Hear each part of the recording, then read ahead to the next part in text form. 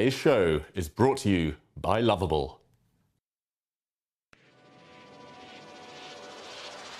Here we go.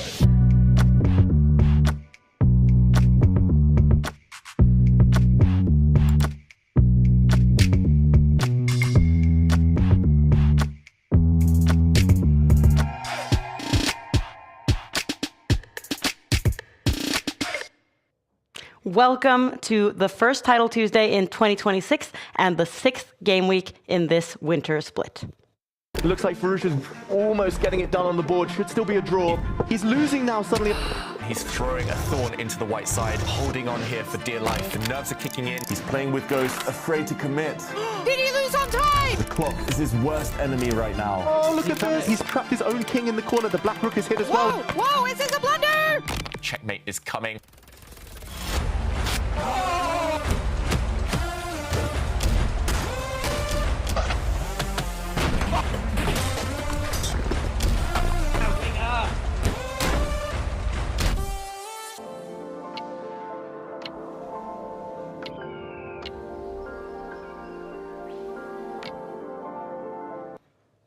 All right, here we are in the Take studio, ready for game week 6, and it's a new year. David, do you have any good chess-related New Year's resolutions? Well, Happy New Year, Maud. Happy New Year to everyone at home. I have a few, I must admit. Okay, let's hear them. I'm not sure how loud I want to shout about them. Some of them are putting a lot of pressure on myself. I want to play for England at the Olympiad. I want to win the British Championship one last time. Mainly, I want to play a bit more chess. That will start with online. And then I need to play more over the board tournaments. It's been a while. I'm a bit rusty, but it's all about playing for me this year. How about yourself? Yeah, I also hesitate to share these kinds of things because sadly with most New Year's resolutions, like they never come true. But this year I'm trying to do some kind of chess puzzles every single day, and I'm trying to play more as well over the board. I don't want to lose, I don't want to fall out of these top lists because of inactivity. So my plan is to play more, and hopefully 2026 is going to be a good chess year for us. It's going to be our year. How about non-New Year's resolutions? Non-chess. Non-chess New Year's resolutions. I usually have that I'm not going to have my alarm play several times in the morning when I wake up, but I had that one last year and I gave up at the 5th of January, so toughest one. I don't think I have any yet. But also here in this in the Take offices, we have both Magnus Carlsen, who just secured 2 more World Championship titles during the Christmas holidays, and we have the 12-year-old Argentinian chess prodigy, Faustino Oro. Exactly, the Messi of chess, the Argentinian who now lives in Barcelona. He is just incredible. 12 years old, he could still become the youngest ever grandmaster. He has a few months to break that record. But whether he gets it or not, he is headed for the very top. Such a nice guy, such a normal kid. Yet he happens to have this almost superhuman talent. Yeah, and imagine the pressure you feel when you are 12 years old and the entire chess world's eyes are on you. So it's going to be interesting to see now. How does he perform from the Dave Cave with Magnus Carlsen playing side by side him in the other room? And it's the first week for this year in 2026, but it's actually game week 6. And game week 5 was during the World Rapid and Blitz. So we can take a look at the standings now, because last week, David, a lot of the best players, they were playing in the World Rapid and Blitz. They didn't participate. That's right. Magnus was busy literally winning a gold medal, a world title during last week's Title Tuesday. So that was a golden opportunity for many of the players who we wouldn't necessarily consider as some of the favorites. And we saw some maybe surprising results, but also some big names still rise to the top despite the absence of the likes of Magnus. Yeah, and Duda specifically was able to get some more points by getting a 2nd place. And it was won by Vincent Kamer, and in 3rd place came Sarana. So some of the guys who are really competing for points in this split 2 standings here. But as we saw, Magnus, he was busy. He was playing the World Rapid and Blitz in Doha, and there were first 3 days of rapid chess, and Magnus, he managed to win it again. He did. It wasn't easy. We saw Magnus get a bit flustered, losing halfway through the rapid event to Vladislav Artemiev. We saw the camera push. We saw Magnus maybe a bit tilted, but as he always seems to do, when he's got his back against the wall, he recovers, he strikes back, and he was just so calm, so consistent in the rapid for the rest of it. I was very impressed. He never really had a real rival in that event. And despite there being so many of the top chess players, we see Caruana, Erigaisi, Nepomniachtchi, there were so many of the best players in the world were here, and Abdusattorov. It was a really tough field, but as you said, Magnus, he really managed to win in a convincing way, securing his 19th title in all kinds of world championships. So it was very impressive. And then we thought, okay, this is very promising for the Blitz section. 2 days of Blitz. Yeah, 2 days of Blitz, and Magnus starts the Blitz as probably an even bigger favorite than he did in the Rapid. He'd already won 8 Blitz titles up until this point, but things started to go a bit wrong. Magnus looked, not quite his best. There we see pieces falling all over the place, running out of time, pressing the opponent's clock, getting defaulted a game. Maud, it was crazy. Yeah, and this was shown to several 100,000 Norwegian viewers who were all like, "What is happening? Is Magnus not going to win? Is he being? He was." Decided that he had to lose this game because he didn't manage to put the pieces back in place on time, and he pressed his clock, but the position was incorrect. So he actually lost this game. And then you thought, okay, he looked very angry. How is he going to come back from this? Yeah, and once again, he bounced back, and in style. He started going on a winning streak. On the second day, it looked like he was about to be eliminated. He needed to win most of his remaining games, but as he often does, Magnus, he did get into the top 4 come the end of the 19 kind of normal rounds.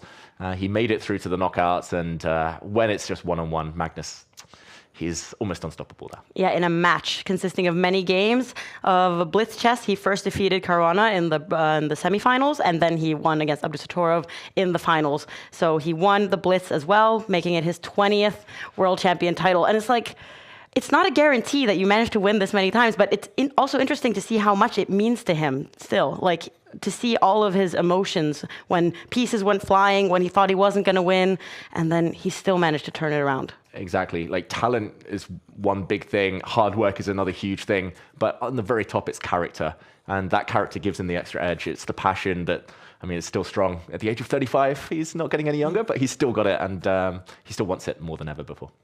And it's very motivating to see that so many of the best players were playing in the World Rapid and Blitz, and now we are ready for more Blitz chess today in Gameweek 6, because we are here going to be playing with 5 minutes on the clock for each player, 0 extra seconds, no increment, meaning that there are a lot of time scrambles, and there's only 7 minutes until they're going to start. We see a lot of big names already. We do. Right at the bottom, it's Faustino Oro.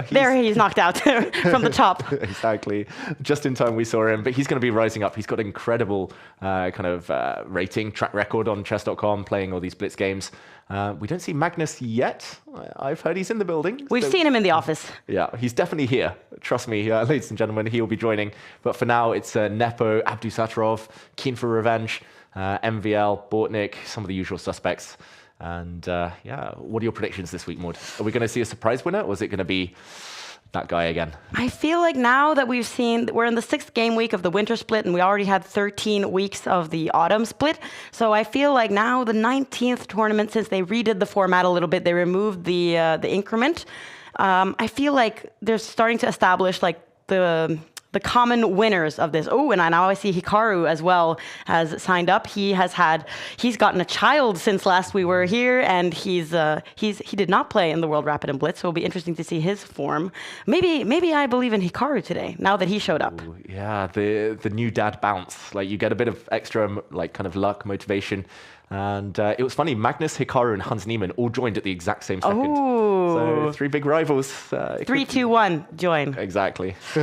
And let's take a look at the map to see some of the other places where people are playing from. Besides here in the Take office, where we can see that Magnus and Faustino are located, we see that people are really scattered all over the place, but Gukesh and Erigaisi, they've gone back home to India. We've got a lot of the American players, of course, sitting on the East Coast this time, Niemann and Hikaru. So yeah, it's very cool that we have a tournament where everyone can join from all over the parts of the world. Yeah, I mean, we have everyone pretty much this week, and it's because there's no other big tournaments going on. It's finally a break.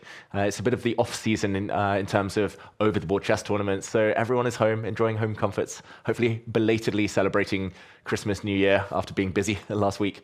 But nice to see that they all have time to prioritize Title Tuesday. Of course. And David, you've also been busy. You have been making some of the player cards, and I'm excited to see who you have picked to give a ranking for today. Yeah, this week was easy. Let's jump in. Let's pick out those 3 to watch here in game week 6 of the Winter Split. It's Magnus Carlsen, the World Blitz champion. Of course, it was going to be him, and 98, he just seems to be the favorite in every tournament he plays, no matter the level of the opposition. Next up, I've gone for Vincent Keimer, who won Title Tuesday last week. We were absent, we were following the World Blitz, but in the absence of the top players, Vincent was the one who rose to the top. He ended 2025 on a high. Can he start 2026 in equally strong fashion? Last but definitely not least, Faustino Oro. I must admit, come the end of this split, probably as the months go on, that number is going to shoot up. 82 for now. He can definitely beat the likes of Magnus, Vincent Keimer on his day. But yeah, he's only going to get better. I think consistency, once he adds that, he can definitely rival the others for the medal places in Title Tuesday. All right, and let's get to know Faustino, this 12-year-old prodigy, a little bit better, who's sitting in the neighboring room, and he has a couple of months to become the youngest Grandmaster ever. The youngest GM in the history, yes. So if I get the last norm, I get the record, no? Which now is Mishra has the record. I have time until March, 7th of March or something. It's difficult, but not impossible. No difference? El mouse necesito ahora para jugar. I will get it. It looks like a nice office. There, so I could see like game of Magnus. Yeah. Lots of cameras over here. And my goal is to become world champion in some years. Yes. I train a lot, yeah, because it's not easy to improve. I train like 6 hours a day. Well, depends the day. Obviously, I go to school from 7 a.m. to 1:30 or something like that, and then I start training chess in the afternoon. Yeah, I don't have much space. This is the problem. Well, attack knight b2. In 2023, we decided to move from Argentina to Barcelona because in Argentina you don't have too much tournaments. Obviously in Spain there are much tournaments. In Barcelona, obviously we can speak Spanish too. This one. Yeah.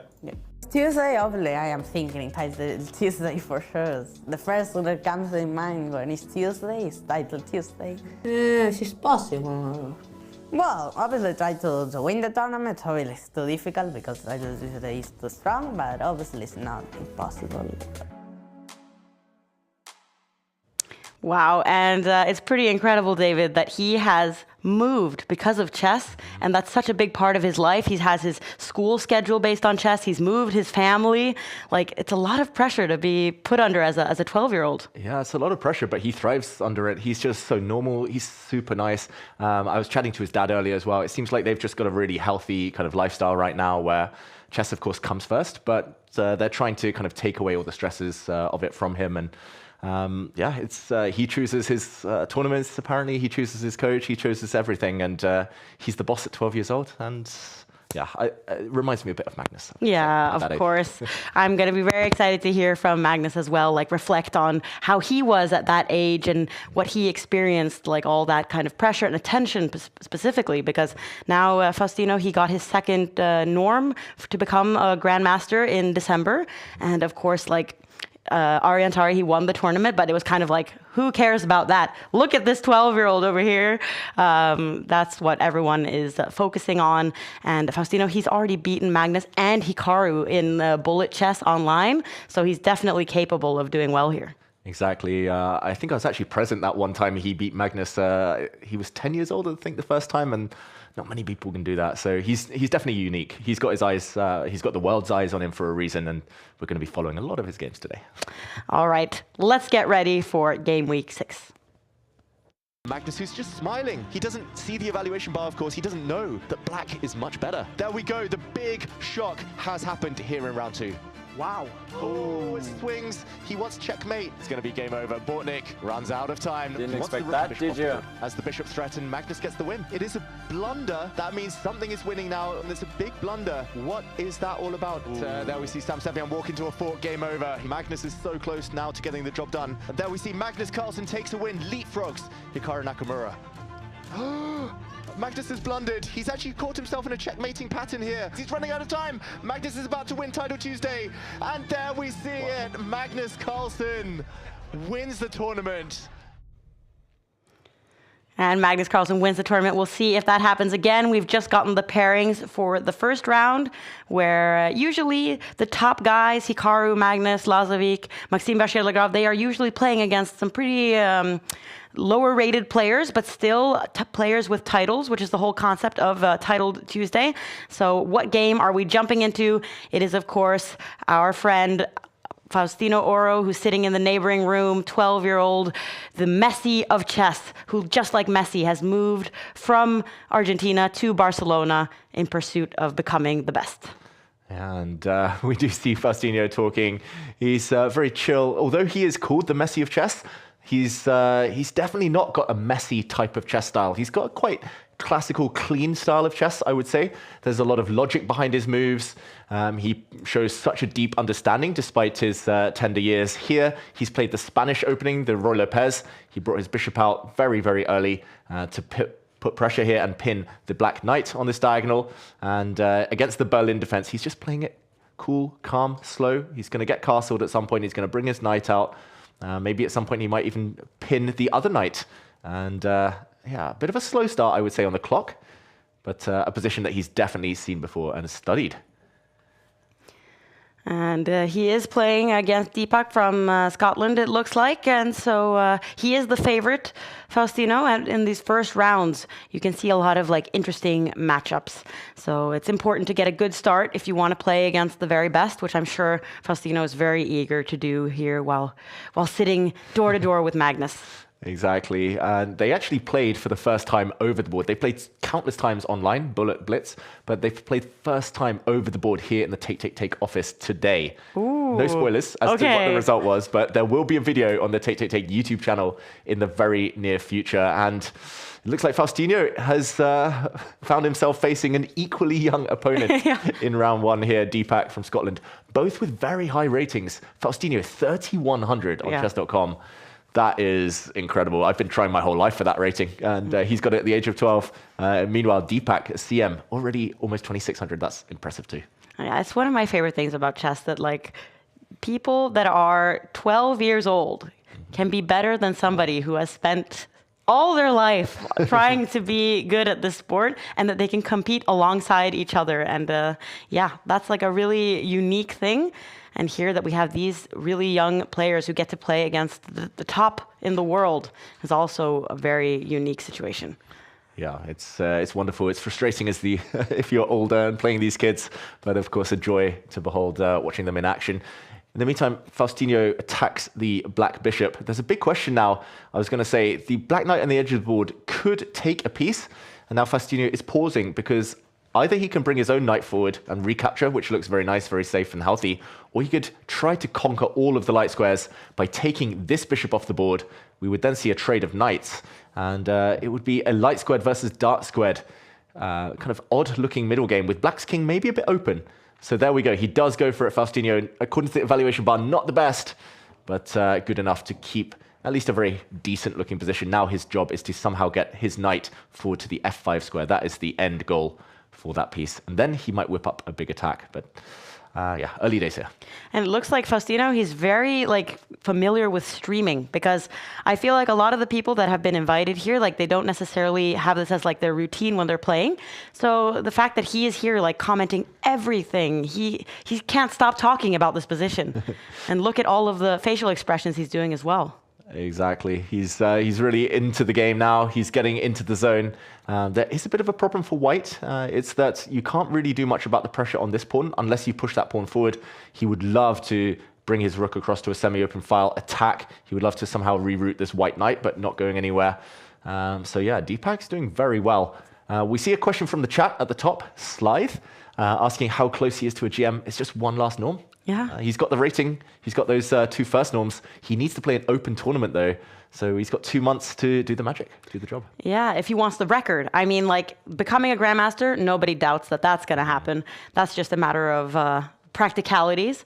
But the big question is, can he become the youngest grandmaster ever and take Abhimanyu Mishra's record of 12 years, 4 months, and some days? Because that's how close these things are. You have to even know the days. And Faustino's deadline to win that record is the 7th of March, which is almost my birthday. Oh. So that's what I want for my birthday. Nice. That's very kind and selfless of you.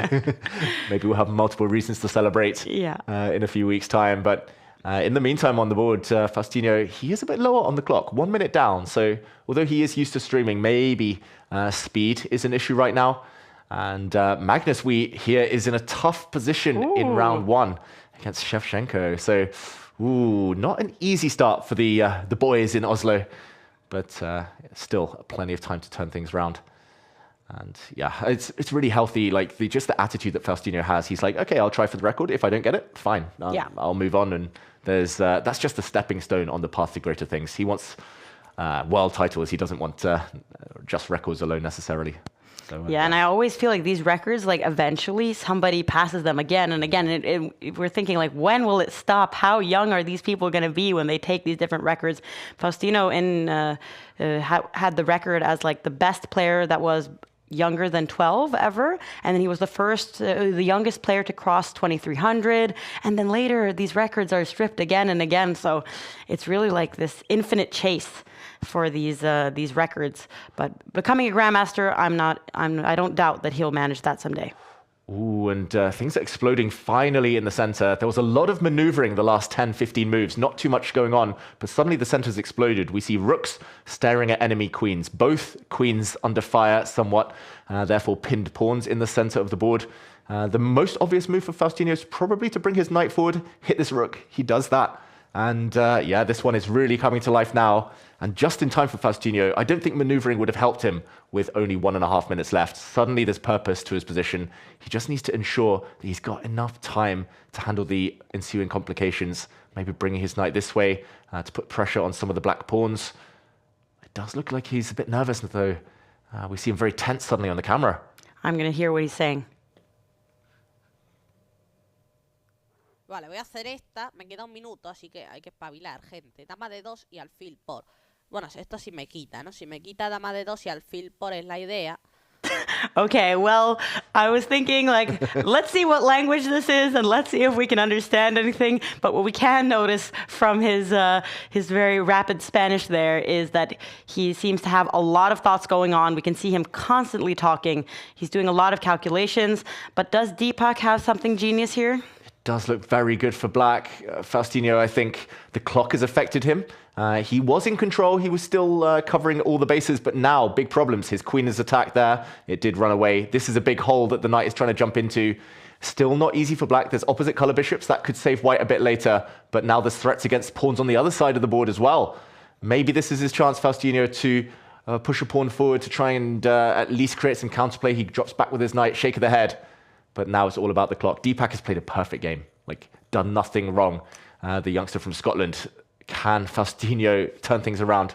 Oh, look at the dark square domination, though. This diagonal, there's a knight jump. Faustino's trying to stir the pot, mix things up. This is where it gets really spicy. Deepak needs to hold his nerve. And we can see that Hikaru and Maxime Vachier-Lagrave, they have delivered. And the question is, will Magnus manage? And he has taken the advantage in his game as well. Ooh, that tends to be the way. Magnus is a slow starter notoriously, but eventually things start to happen. And wow, suddenly this black bishop is almost trapped. Can he get it out? How to escape with that piece? There's no safe square to use. It's attacked twice. But there we go. Counterattack against the white bishop that was hanging. That was the only move for Deepak to keep the advantage. He found it. Faustino under 30 seconds now, shaking his head. Ooh, he takes a pawn. That is very risky. He wants to open up his rook to get in. But he's trying to make some counterplay. He hasn't given up. He's still trying. The white king, that is a deadly check. He has to drop back his rook and block. Now his center collapses. Everything on light squares for white, but he is the exchange down, and now Deepak's just trading off pieces. It's going to be end of the game soon. The queen is coming down with a check. Black's grabbed some pawns. Faustino has to keep fighting. Yeah. But Deepak is only down to 45 seconds now. It's stressful when your opponent doesn't give up and keeps playing and pressuring you on the clock. And Faustino is very good at bullet play. Oh, what was that reaction? Oh, Deepak wins. Faustino resigns. That was celebration from Deepak. Wow. Kids versus kids. And it is the player with the black pieces who comes out on top. Faustino, he's going to have to go on a winning streak now to make a dent on this week's Title Tuesday. And we can already see that he's like he's doing some analysis of the game already. It's like immediately when these players are done, they're like, what happened here in this game? I need to know immediately. But tough start for Faustino, but we can see here that Magnus, he has won his game. Hikaru, Lazovic, there's all the favorites have won. And then I do notice a draw for Duda, which is the standout result among the top boards. That means he's getting a slightly slower start. Duda, who actually got second place last week. Yeah, and he'll be back. He's that type of player. Like, he always goes on these big streaks mid-tournament, but mostly the favorites doing the job. Oh, poor Faustino. Yeah. I want him to strike back now. I want him to go on a run. But that was an incredible game by Deepak, like almost perfect. So sometimes that happens. Sometimes your opponent plays inspired chess. You just have to dust yourself off and go again. And it's going to go again very soon, because here in Title Tuesday, you play a 5-minute per person game, could maximally last 10 minutes. There's no extra time. And then the next one starts, and the next one starts, and the next one starts. It's a very intense experience. And we can see we already have the next round, and the players just have to get ready. So there's no time to be like, oh, what went wrong in this game? It's the next one. Exactly. I'm glad it's them and not me. I've still got the Christmas brain fog. Yeah. Like too much food, like sleeping until late in the morning. And the players, they have to be fresh now, and they have to go after it. And we see the pairings, and we're going to follow Magnus in round 2. All right, and let's see what kind of opening Magnus chooses now. And he's playing against the wing gambit. My brother was talking about this during the Christmas break while we were playing against each other. And I've played this many times, as Magnus is doing now. And I had a lot of trouble with the black pieces. I don't like playing against this at all. Okay, so you know what white should be doing then. What was your brother playing? Was he taking that pawn? I know that he was just getting a huge advantage in the beginning of the games, no matter what I was doing. And we played it so many times. But I guess Magnus knows what he's doing here. Mm-hmm. So although this game started life as a Sicilian, the wing gambit is when a pawn is deflected away. So it's towards the wing, away from the center. And both sides did win pawns in the process. Magnus seems to know what's going on, because he now has a slight advantage. It can be a bit scary, though, with bishops pointing towards this side of the board. And this can cause some trouble. But for now, Magnus is happy to kick those bishops away, and he's trying to trap one of them. That light square bishop doesn't have many safe squares on the diagonal. Maybe this is how to play against the wing gambit. Yeah, this is a good tutorial. Let's hear what Magnus is saying. Try to use them. And now I got myself passed pawns already. All right, so it's a Magnus who's very comfortable, very happy with the situation.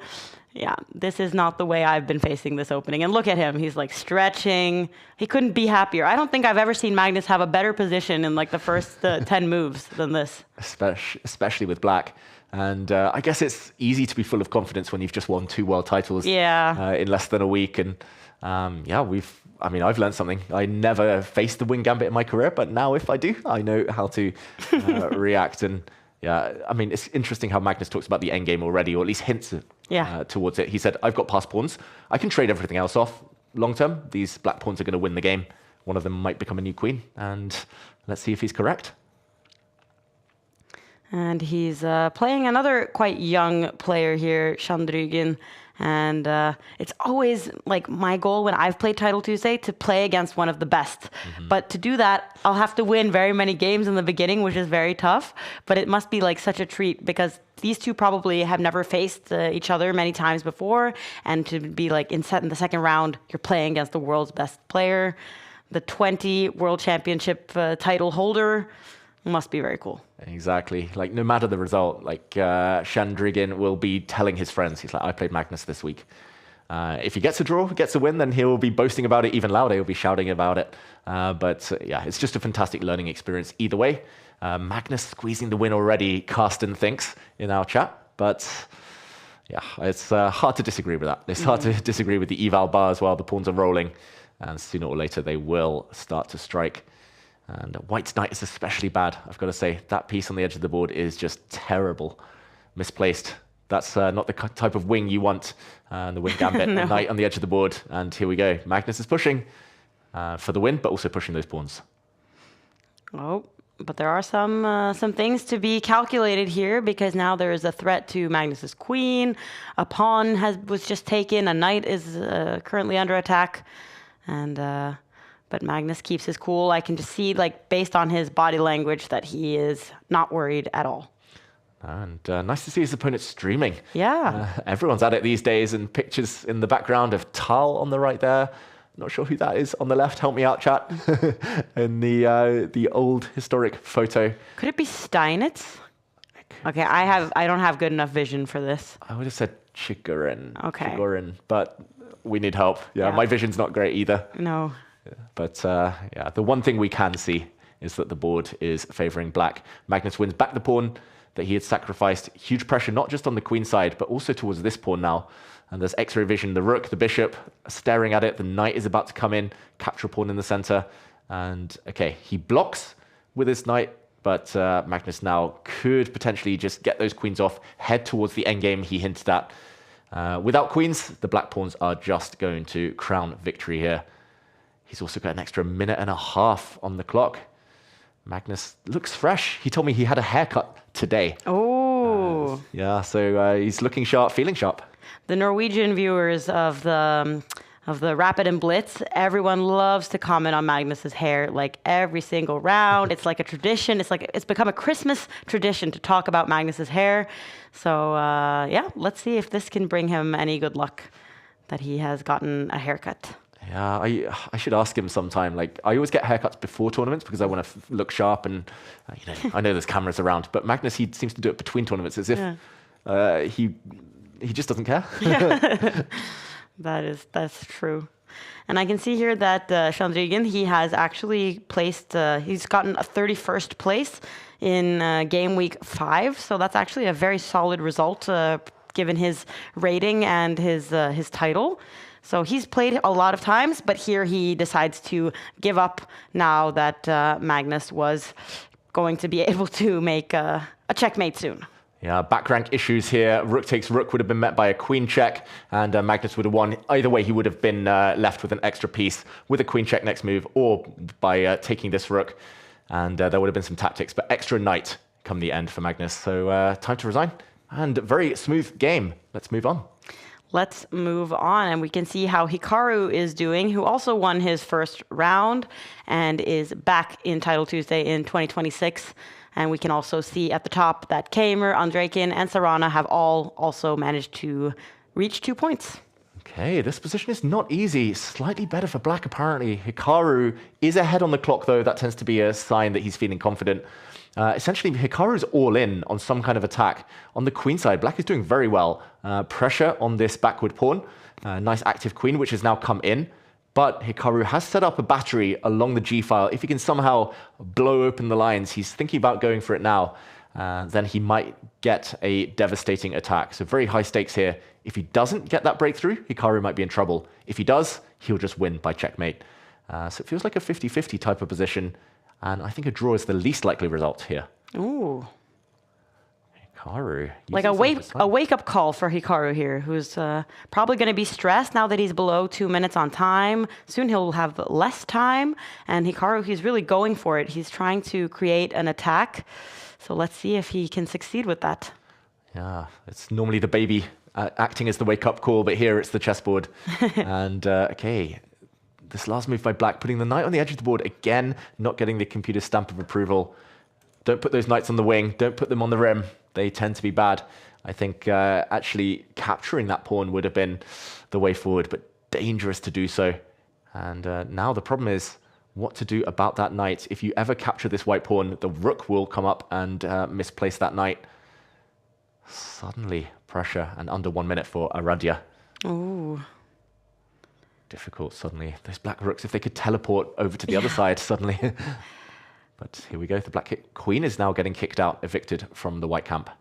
And Hikaru is keeping up the pressure on the clock. He's playing quickly. Now he has a minute advantage, which is worth a lot when there's no extra time, no increment, no way to build yourself back up. And with only now soon 30 seconds left to finish this game, it's looking very difficult for the Indian international master. Yeah, suddenly it's just one move and suddenly it all turns around.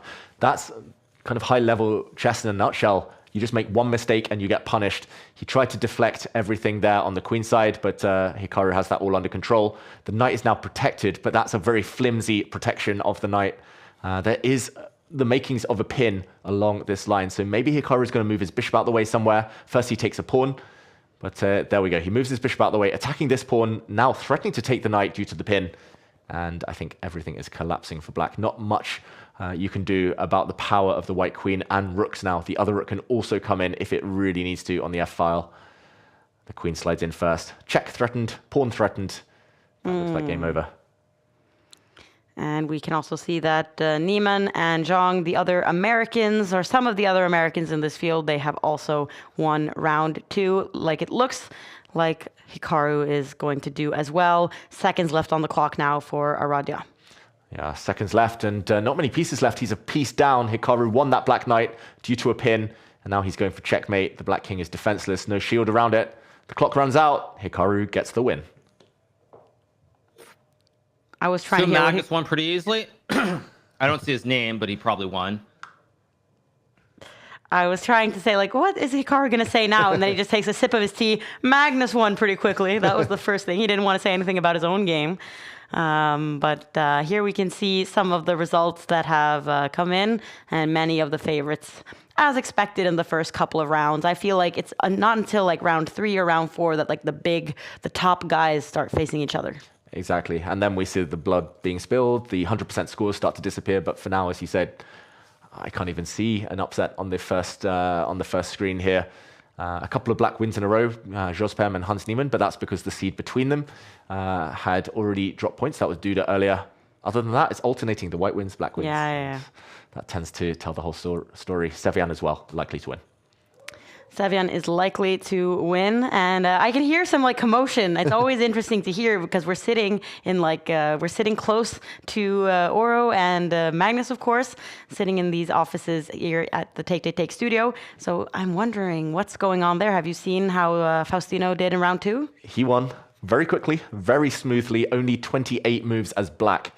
So bouncing back in style, Faustino, he was already a piece up after 28 moves when his opponent resigned. So on the comeback trail. That's good to see. He is back, and Magnus seems to be very comfortable as well. The two streaming guys here in Oslo. Hikaru had a comfortable win, and here we see he is getting ready to play against Damjanovic, another international master from Serbia? I think Serbia too. This is always a fun quiz in knowing your flags.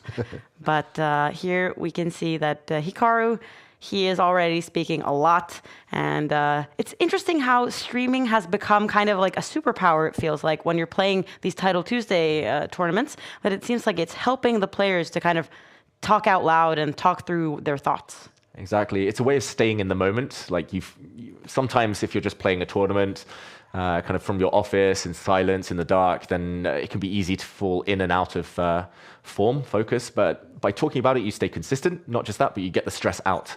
Like you kind of share the load with all of your viewers. And here we see Hikaru playing the King's Indian defense. It's definitely helped him, I think, more than anyone in World Chess. He was already a fantastic player before he started streaming, but it's helped him level up. Something I really want to hear from Faustino later as well, the fact that he does have a YouTube channel and he is streaming quite a bit.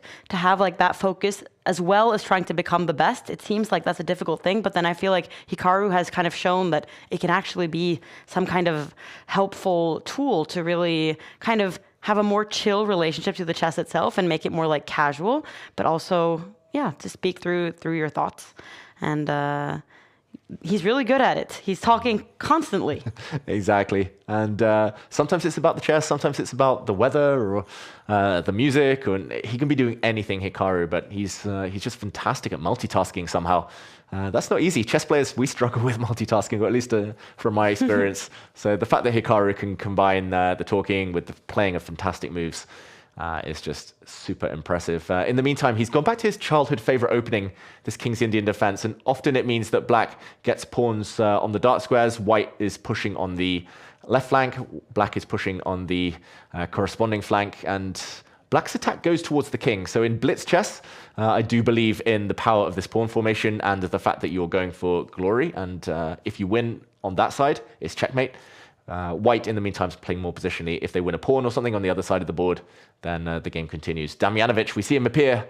Serbian IM, looking very, very sporty, up for a fight against Hikaru here. As he looks into the position, he might need to speed up, though. He's been using a lot of time in still what is quite well known, at least this type of position. Hikaru's going to get an attack and some tricks later, so he does need to hurry Damjanovic, both on the board and clock, pushing his pawn to a5. And I'm searching in our database, and I can't see that he has actually participated before. So it must be an interesting debut for him to suddenly sit across the board from Hikaru Nakamura. And we could even see him kind of sitting as if he was sitting at a chessboard with his head in his hands and also eating. Quite the challenge you get already in round 3 when you haven't played that many times in Title Tuesday. Yeah, Title Tuesday experience tends to count. Normally it's just practice, practice, practice. Hikaru plays every week, Magnus plays every week. That's why they tend to end up on the top. But yeah, we'll see if Damjanovic can fight. I like what he's doing on that queen side. Look at that. I talked about one connect 4 earlier, but white's pawns are also pretty nice. Whose pawn structure is going to be the better of the two? And he seems like he's very comfortable, Damjanovic. Like the way he's eating, leaning back. I think he's enjoying the situation right now. Exactly. He's either talking to that yogurt or whatever he's eating, or he's talking to the fans as he streams. But he is very young. It looks like he's just 19 years old, and yeah, very strong player. He's got a high blitz rating over the board as well as on Chess.com. So this is not going to be easy for Hikaru, who has won a pawn. Who's also eating. Who's also eating. That's the trick. Fuel up, snack up. And there we go. Okay, explosion time in the center. Hikaru did win a pawn, but this has allowed some exchanges, and the white knight is likely to land on d6. That's going to be scary for Hikaru. Ooh, I think this is a potential banana skin for Hikaru. The position-wise, like black's attack is not existent yet. Can Damjanovic strike? Take this pawn, keep pushing, bring his knight in. So many tempting moves.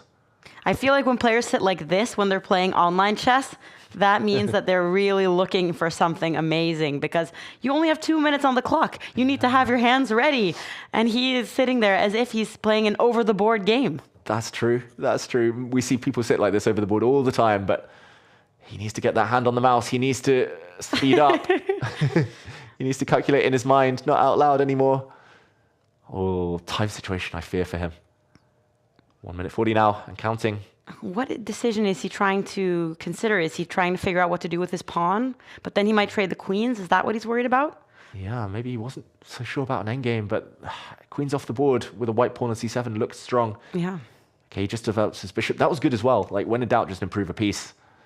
But it took him too long on the clock. Hikaru now with more than double the time of his opponent.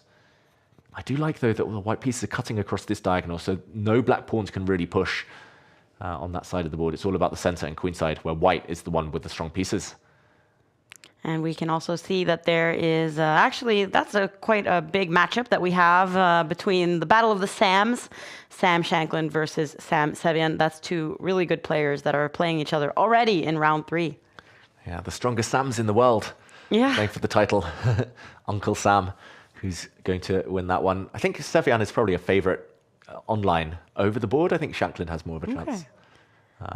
I very rarely see Shanklin play in these tournaments. Sam Sevian plays every week. That makes me think, like, okay, Hikaru, obviously the best chess player named Hikaru, but yes. Do you know any Davids that are better than you? David Navarro. Oh, so you knew it very quickly. Okay, so this is something people think about. Yeah, I would like to think I'm the second best David in the world. There's also David Paravian. Yeah, Russia, that's the one I was thinking of. David Anton Guiaro. Oh, yeah, that's a difficult name to bear. You must be the best Mord in the world. I hope so. But I think it's a name in Africa as well, like for guys. So I'm wondering, like, there could be players I don't know of, but I've never played against another mod. So I hope I'm the best. That could be your New Year's resolution: win the Mord World Championship. Yes. Exactly. Okay, and Hikaru has maintained his time advantage. Whoa, we see a blunder for the first time in this game. I think the clock was just getting to him, Damjanovic. He's walked into some really nasty stuff now. After knight takes knight, his queen will be lured to a difficult diagonal where it'll be stared down by the black bishop. Not just that, but already the white queen could get trapped by the black rook. I think he's planning a queen sacrifice. If the rook comes across, he's going to take this bishop and come back and take with his knight. But that is troublesome. When you have to calculate with no time on the clock, this is where it really comes back to bite you.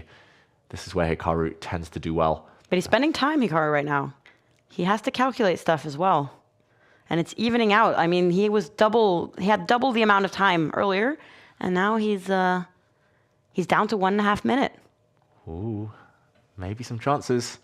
Hikaru does need to be accurate now. He does need to try and trap that white queen. It's not easy to know what the path is.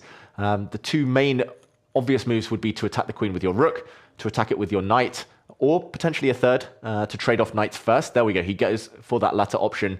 Now he needs to continue attacking the queen. Either move his knight out of the way or with his rook, but Hikaru makes the wrong choice, and suddenly the clock's at almost level, and he's worse.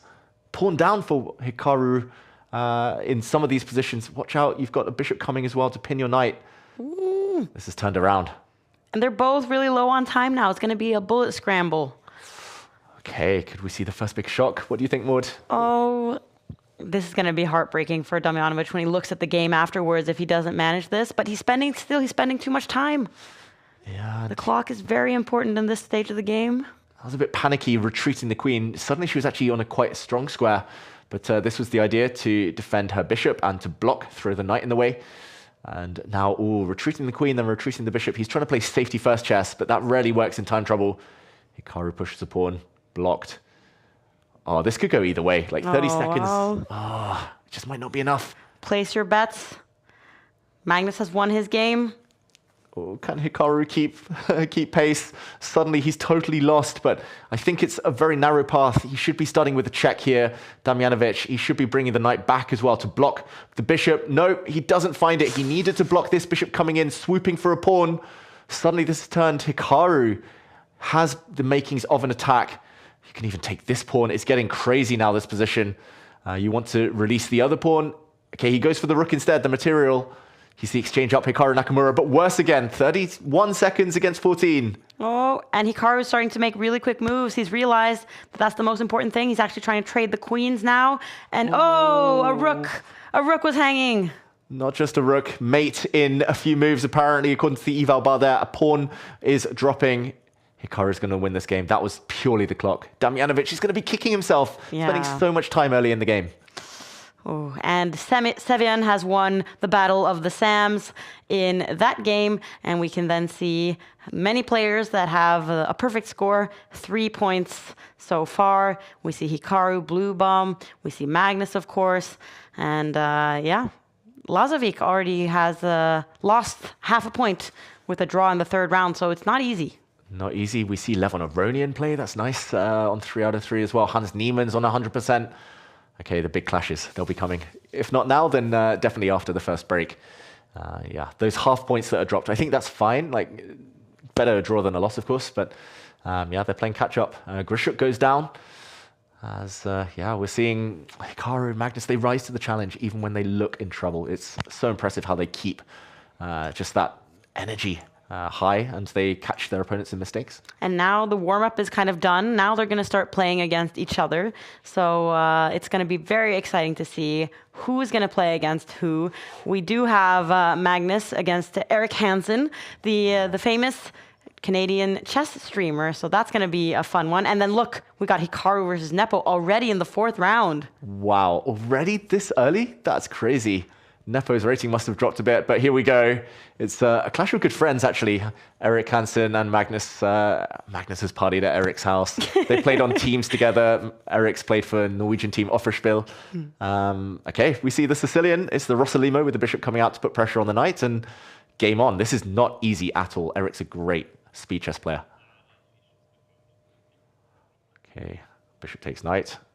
Very safe choice there from Erik Hansen, who their castles. Knight takes pawn would have been a temporary pawn win. The black queen would have come and won the white pawn in the center, so not a win of a pawn purely. And Magnus gets developed. So I think that was a good, safe opening decision from Magnus. And let's hear what Magnus is saying in the opening. I'm assuming after f6, maybe he wanted like a quick knight h4 or something. Magnus reflecting on why Erik made this opening choice.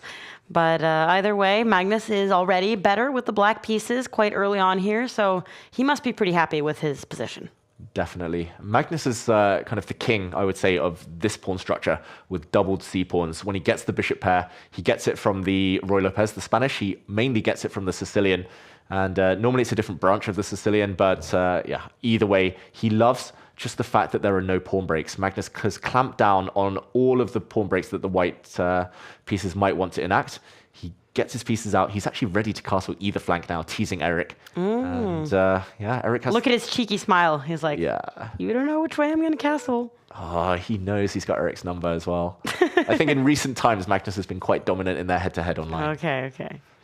But we'll see. We will see. But either way, a good result for Erik to have 3 points out of 3 possible ones so far, and also fun to play against Magnus in the 4th round. Great to see Erik playing and doing well. And there we see Magnus consistent. It's a clamping down of the pawn structure. Like, there's nothing white's pieces can do. Like, you can jump around with the knights all you want, but there's no real life. Maybe eventually he wants to push these pawns forward, but that would also open up the white king.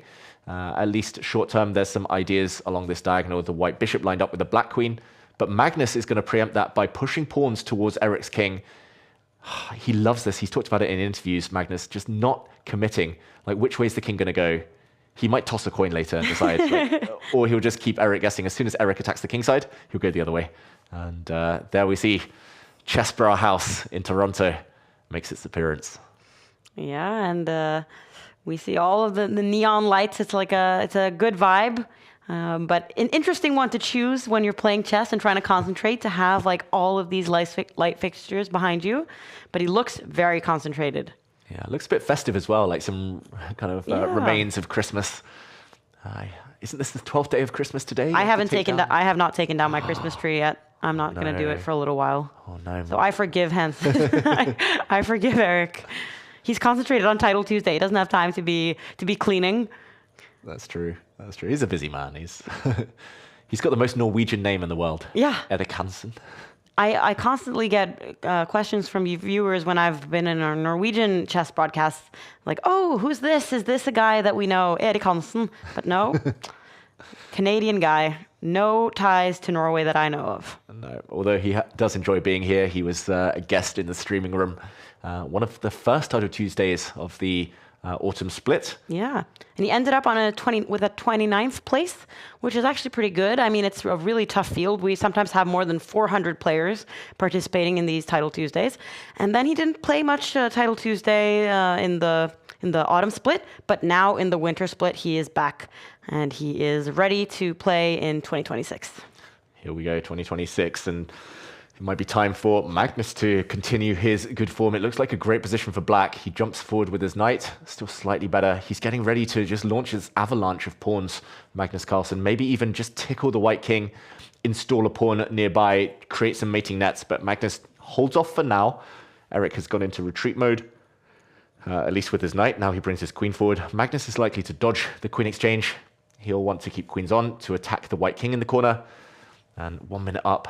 I would say Erik's biggest weakness in recent years in blitz chess is the clock. When he was here in Oslo, he got flagged in 2 or 3 games where he actually had an advantage or was doing quite well. So Magnus is using the clock as a tool. And whoa, sacrifice from Magnus Carlsen. That's a pure piece sacrifice. He's giving up a knight. He's allowing the queen trade as well, but his rook's going to come in, and he's got 2 pawns already, soon to be a 3rd pawn. The whole of white's queenside, that left flank, is collapsing. And then he's going to have 2 of these C pawns are both going to be passed pawns, kind of in the way of each other when he gets a hold of the B pawn. So a very fun way of playing for Magnus. But we can see that he doesn't seem to be celebrating just yet. He's in deep concentration. Yeah, I'm very impressed. Like Magnus, he's known for his endgames. We saw it during the World Blitz. He was just grinding down all these opponents, but he can also sacrifice pieces. Normally, he only sacrifices Magnus if he has a solid foundation. And there we go. He knows his king is super safe, and it will be for the rest of the game. He knows his plan is easy. The black pawns will push. Maybe he'll take another pawn. What is White's plan? White's pieces are so passive in the corner over here. It's going to take Eric an age to get those pieces coming to life, and it's going to be difficult to know where to put them. So easy position for Magnus to play, and he's showing off all the kind of bows to his, or the strings to his bow, I should say. All of his different skills. He can do endgames, he can also do sacrifices. And looking much better for him now. Locks out the bishop, so there's some strategic risk. I was interested in hearing what Eric was saying, but he seems to have gone into a little bit more of like a concentration mode now with a minute left on his clock. I think he was saying that there's still some risk attached to Magnus's decision. Yeah. The bishops aren't amazing yet. He said the bishop's locked up by the pawns. Yeah, the dark squared bishop for Magnus is on the same square as so many of the pawns, the same color. So that bishop doesn't have any reach just yet. But maybe if Magnus can trade off some pieces, it can come to life. Ooh, yeah, this was his star bishop, but suddenly that's almost Oh. trapped and will get traded off now for a knight. Ooh. Eric's better. He was right. There was some risk to Magnus's decision. The bar is suddenly in Eric's favor with a minute left on the clock. Is he going to become much of a perfectionist now that he sees the opportunity? Look, Magnus is realizing. I mean, that was... What am I doing? That was just dumb. What am I doing? That was just dumb. Magnus is not happy, but it has evened out on the board now, according to the bar at the top of our screen. And Magnus does have an extra minute on the clock.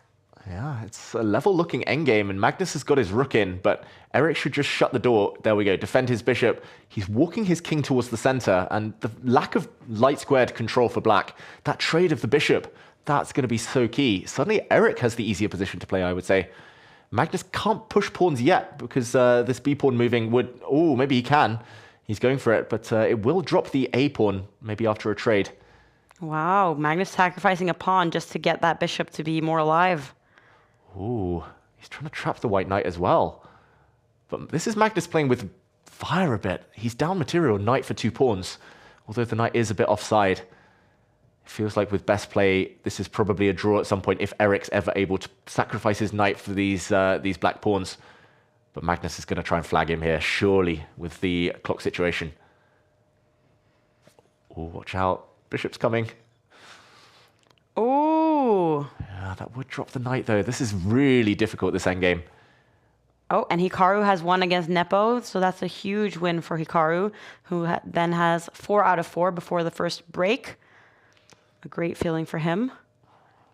Magnus is moving in. Eric shakes his head. He knows he's got no time. He gives up his knight, but maybe the wrong moment because of this check. He loses a pawn, and now the black rook has got access. Some big weaknesses, or maybe it'll swing the other way now. And it's going to come in and behind. First, he gives another check. There's targets. He's a pawn up Magnus Carlsen, and normally that means victory in an endgame. And the time as well, like Eric really wanted to play this game perfectly, spent too much time trying to find the best moves, but did have a very promising position at a certain moment. But he's still trying. But he seems to have realized what's going to happen here. Yeah, he's leaning back. He knows the clock situation is hopeless. Even with a minute on his clock, it might not have been enough. And there we go, Eric resigns. Magnus takes the win. And here we can see the final moments of Faustino's game. They both have less than 30 seconds left. Faustino has 25 seconds. It's pretty even on the board. Perhaps he's slightly better according to the bar. What do you think here, David? Oh, this feels like a 50-50. Like, white is a pawn up. The advantage is now gone for black. The advantage was that the white king was a bit vulnerable, but suddenly, in his attempts to win, Faustino's put his rook on a bad square, put his queen passive. He's got some pawns, though. White's better. 12 seconds. He's down on time, though. Oh, he's trying to draw now. He's going to get the rooks off. Oh, you have to trade rooks, play opposite color bishops, then you can pre-move. He's at 8 seconds. How quick are you, Faustino? Oh, my gosh. This is going to be a time scramble. But he's put his bishop in front of the pawn. That was smart. That was smart. He gets a pawn as well. The clocks have gone red. He gives some checks. Checks will slow down the opponent. Bring that king. Pre-move. Pre-move. Check, check. Oh, he doesn't want the draw. He could have given all the checks there, Faustino. He's suddenly winning. He's turning in his favor. 2 seconds. 2 seconds each. 1 second. Check. Keep giving those checks. Check, check, check. Pre-move. 0, 0, 0.1, 0.0. And Faustino, no.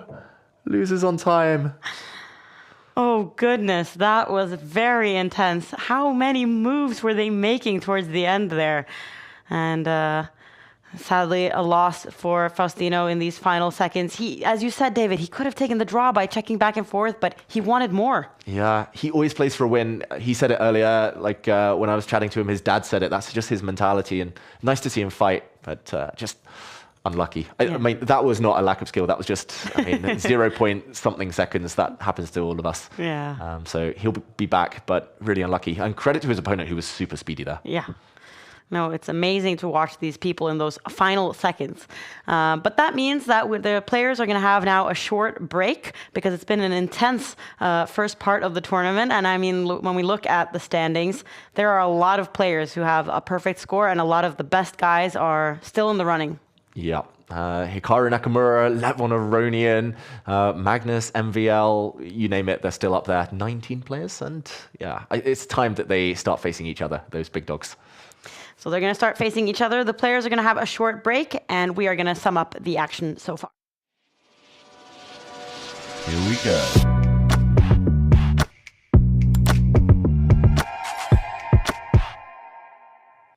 And we are going to take a look at one of the coolest moments that we had so far in these first 4 rounds, and that is Hikaru's game against Damjanovic. And David, this was pretty remarkable from the Serbian international master. Exactly. He was on top against Hikaru. He turned it around. Here we join. Hikaru's just made a mistake, and white is much better.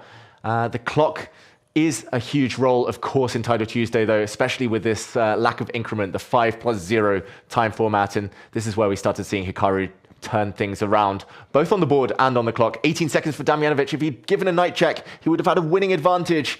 He messed it up, however. He started getting kicked back with his pieces. Hikaru won an exchange, and this was the final defining moment when the black queen came in. Damjanovic didn't see the attack on his rook. Only 11 seconds left. The rook dropped, and Hikaru went on to win in convincing fashion. That's why, ladies and gentlemen, you need to keep time in the bank for later in the game. Wow. And in the final moments, Hikaru was going to manage a checkmate, and that was a nice win for him. So that was today's action replay by our presenting partner, Lovable.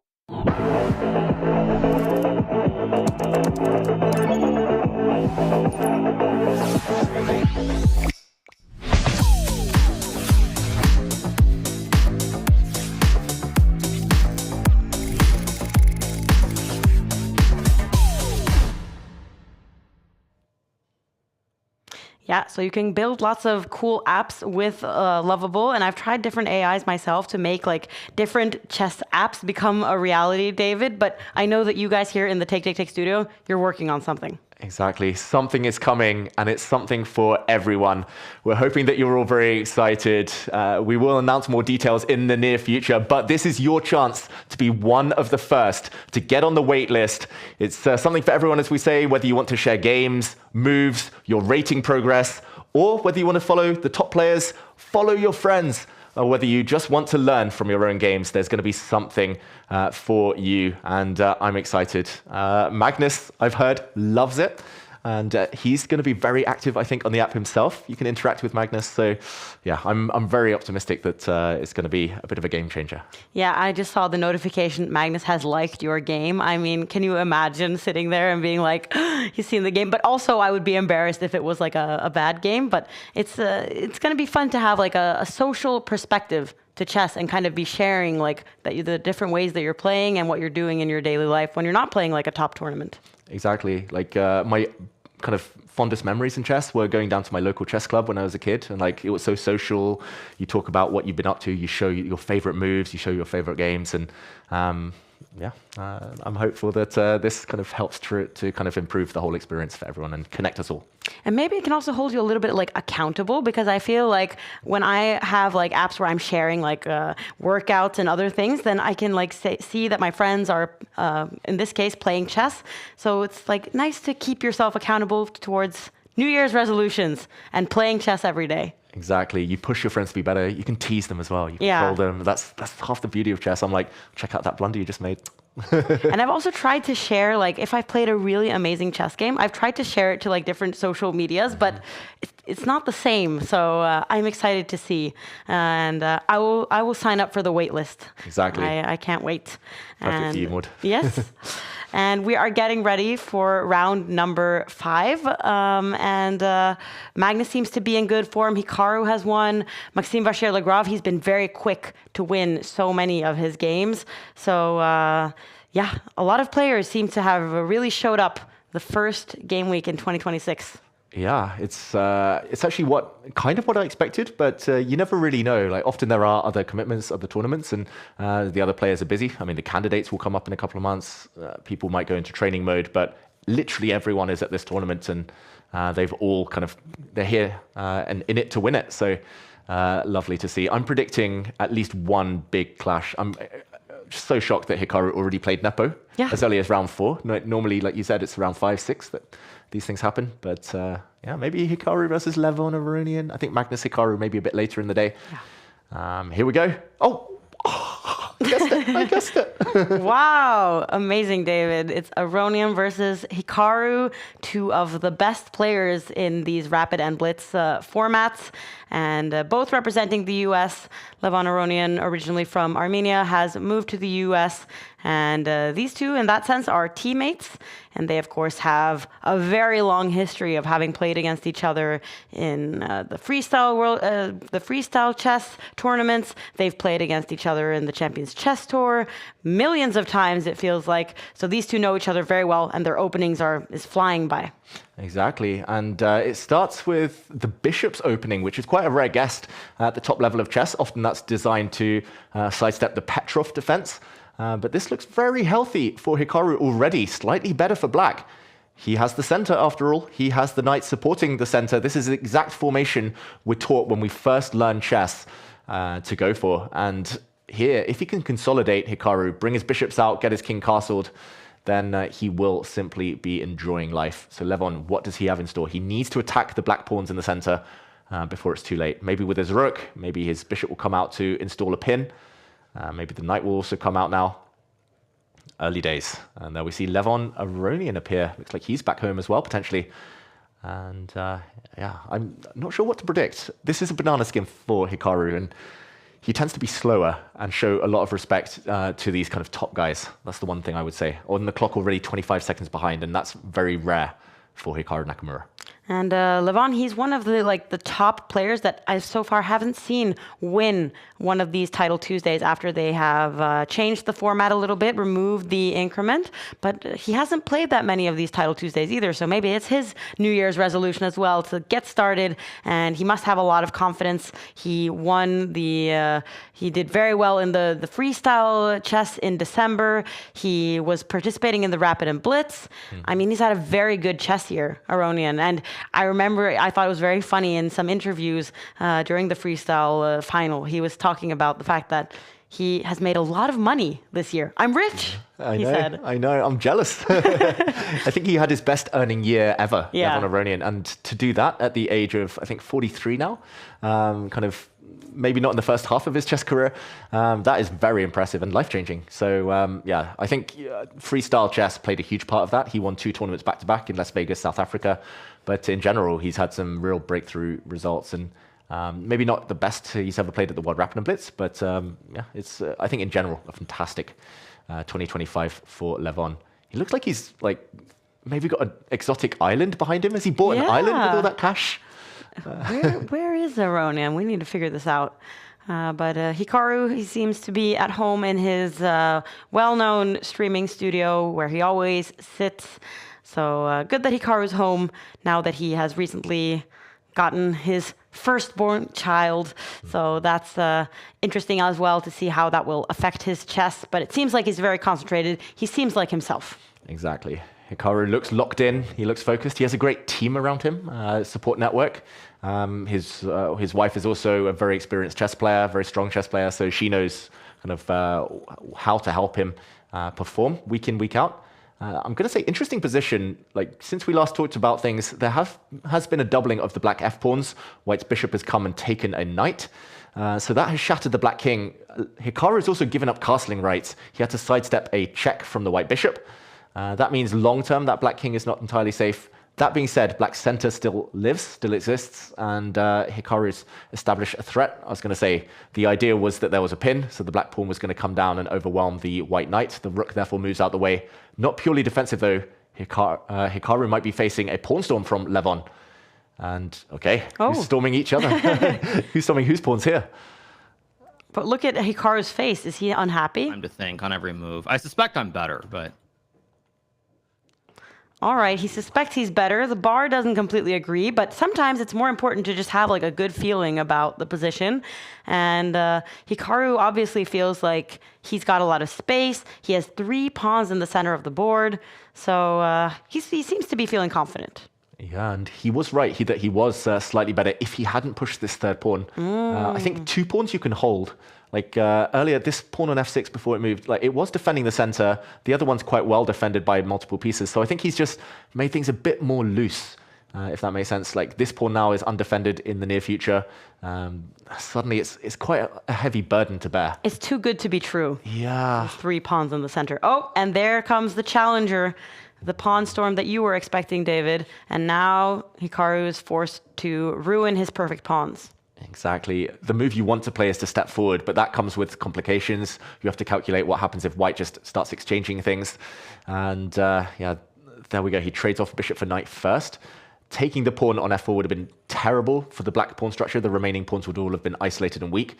So he does keep the 3 intact, but he has lost some control over the light squares in the process. And this is not going to be easy for either side to play, with time ticking dangerously low now.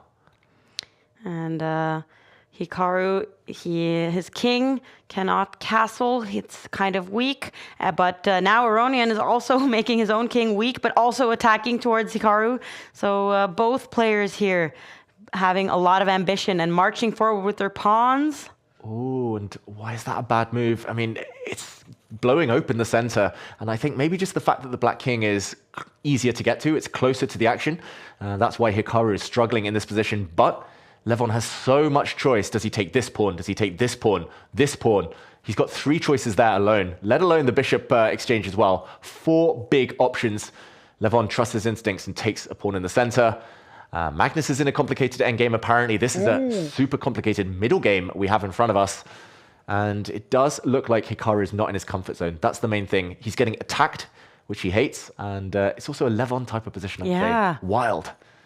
That's what I've also noticed about Levon's amazing 2025 chess year, was that he really isn't worried, and maybe the fact that he's gotten a little bit older, he doesn't feel like he has anything to prove. He's not as focused about qualifying for the candidates. Like, he's playing a lot of tournaments for fun, and then you can kind of see him have like this joy and kind of carelessness when he's playing. So this is exactly the kind of games that he likes to play, when there is chaos everywhere, pawns are being taken, nobody has a safe king. It's just chaos everywhere. Yeah, that's the key. The fun, the freedom to play good chess. Like, you need to not get kind of bogged down thinking about draws, results, about blunders. Hikaru has got back into the game, though. I don't like Levon giving up this pawn, the black rook allowed to take it. I think maybe he could have guarded that pawn and kept an advantage. Now, the big question is whether the black knight can leap forward with a fork on the white queen, the white rook. It does do that. Ooh. The queen could have checked in the corner, but the black rook would have gone back to block. The queen gave a different angle check, and now the knight is hanging. It's pawn up for Levon Aronian, but suddenly, if anyone's king is weaker, maybe it's the white king. There we go. There's a huge pin on this diagonal. He's desperately trying to get the queens off Levon. He wants to bail out into an endgame. He knows he can at least hold, but clock's a dead level. Yeah. Oh, have we just seen a blunder from Hikaru Nakamura? Queen takes queen, looks very, very strong here. He wants to take back with his rook, but that would be a huge mistake. The white rook would be able to give a check, and the white knight would jump in to hit both black rooks. Hikaru's reacting. He's blundered. He had to take with the pawn. Oh, that is bad. Look at these pawns. Huge weaknesses now, both of them. And both of them are down to approximately a minute left on the clock. The knights are traded. both pawns kind of suck, but apparently it's Hikaru who has the biggest problems, and he's 1 pawn down as well.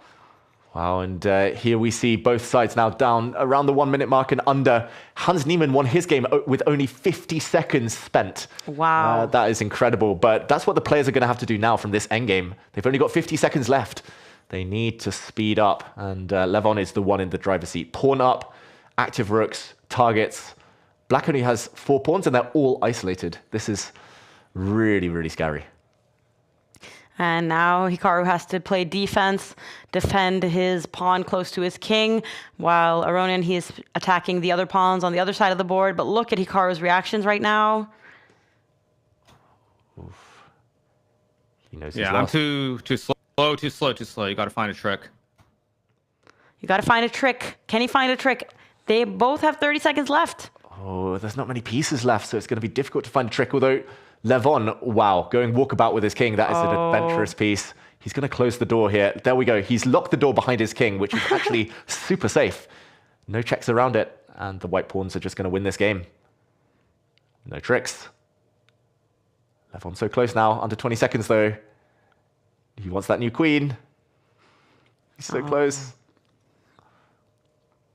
Oh, and the white king is so safe. It can step forward and take a pawn if it wants to. Levon, he's not known for his pre-moves though. He's not known for his mouse speed. Red, clock, 10 seconds, 8 seconds. 10 seconds left. He's got a new queen though. Hikaru hasn't given up. Oh, wow. 5 seconds. Come on, Levon. Get rid of the rook. Get rid of the pawn. And now you can pre-move. And Hikaru resigns. There we go.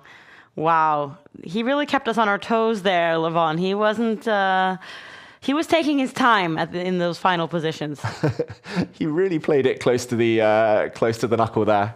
But Levon, it would have been easy. The reason Hikaru resigned, you just push your pawn, pre-move to victory, and eventually the queen and rook create a ladder checkmate. And 3 seconds more than enough. But Hikaru's going to be kicking himself. That was not a great game for him. And let's take a look at the standings. Now we see that Magnus, he also won his 5th game, and now both him, Aronian, there are significantly fewer players now with the perfect score. I see Sam Sevian, who's also done well in these Titles Tuesdays. There's going to be a big matchup in the next round for Magnus. But a lot of the best players now, like the top ones, Maxime Vachier-Lagrave, some of them have now lost half a point on their journey to the 6th round. Yeah, and they know they need to kind of stay in shape, keep winning in order to try and stay in the remaining pack, in the chasing pack there. Magnus, I got confused for a second because I thought he was playing someone else, but no, he's playing Pranav, the world junior champion. Oh. And here we go, Magnus with black, in the black t-shirt, looking sharp. I feel like a lot of the games we've seen from Magnus so far has been a Sicilian. I feel like all of them, it's like it's his theme for the day. No more troll openings from Magnus. No, starting to take it seriously. It's a new year, new him. Exactly. And no messing around from Magnus Carlsen. This is one of the main lines of the Rossolimo Sicilian, which is white bringing the bishop out to b5 very early on. Magnus has popularized this from the black side since 2018, his World Championship match against Fabiano Caruana. He's been playing this as his main weapon, and Pranav, very well prepared. It's going to be interesting to see what he's got up his sleeve. A pawn push stops the bishop coming out now to this square. That has been prevented. And something is coming. It might be a novelty. It might be the wait list. Remember, everyone, go join. You see at the top of your screens. In the meantime, Magnus brings his bishop out, and it looks like a healthy position for black. And Pranav, he, in the first game week of this split, he got the somewhat bitter 11th place, so he didn't get any points for the total leaderboard, and then he got a 16th place also. So I think he really wants to get some points finally. He's been playing a lot of Title Tuesdays. He's certainly often competing with the best. Maybe today will be his day. Yeah, there's always got to be hope. There's always got to be something motivating players, and that could be it. Top 10, Esports World Cup, so much on the horizon in 2026. And we see Magnus now with some questions to answer. He's better, apparently, with black. His opening preparation was superior to his young Indian rival. But there are questions about this knight. Will it get trapped at some point in the future? I think enough safe squares for now, either to go back or maybe forward if the white pawn ever moves. What to do on the other side of the board? This pawn is hanging. Does Magnus trade? Does he push forward and block it? It's very much a 50-50 there. Depends on his style. It depends on his mood. What kind of mood do you think Magnus is in today? Apparently... Confident. Yeah. Just, it's domination of, kind of positional domination as well. All the pawns are on light squares. And he's got a dark squared bishop, which is a good combination. There's a backward pawn now. This pawn is going to struggle to move, the base of the connect 4 pawn chain. Yeah, it's early days. Like, white hasn't done anything significantly wrong, but I already see the makings of a grind. Magnus just slowly building up, giving the opponent no attack. He knows how to play the youngsters. Pranav has such a tricky tactical style, and he's not going to get any of that in this game. Just kill their motivation, kind of bore them a little bit, and really make it a static situation that doesn't have any tricks. And Pranav, he results to just moving a pawn on the other side of the board. It looks a bit depressing. I mean, that bishop of Pranav's is kind of, it's forced to sit there and protect that most backward pawn that's protecting all the other pawns. So, yeah, he's struggling to get his pieces out. Yeah, and Magnus is happy to chip away at the center now from the side, trying to erode that strong pawn chain. I'm a bit surprised. I thought maybe just leave it, like put pieces on the B file, remind white that that pawn is eternally weak now. But Magnus is happy to change the structure slightly.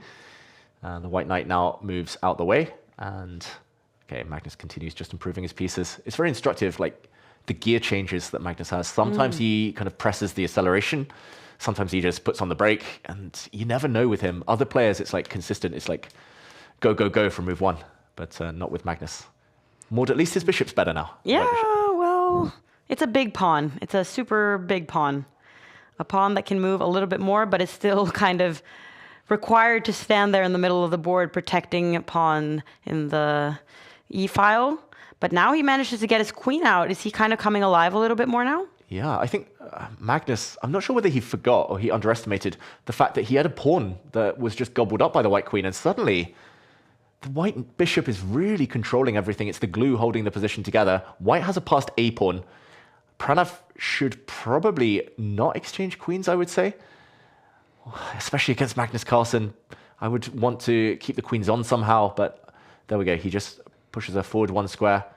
This is turned around. Suddenly much better for white. Magnus just forgetting his A4 pawn was hanging has meant that he's lost all control.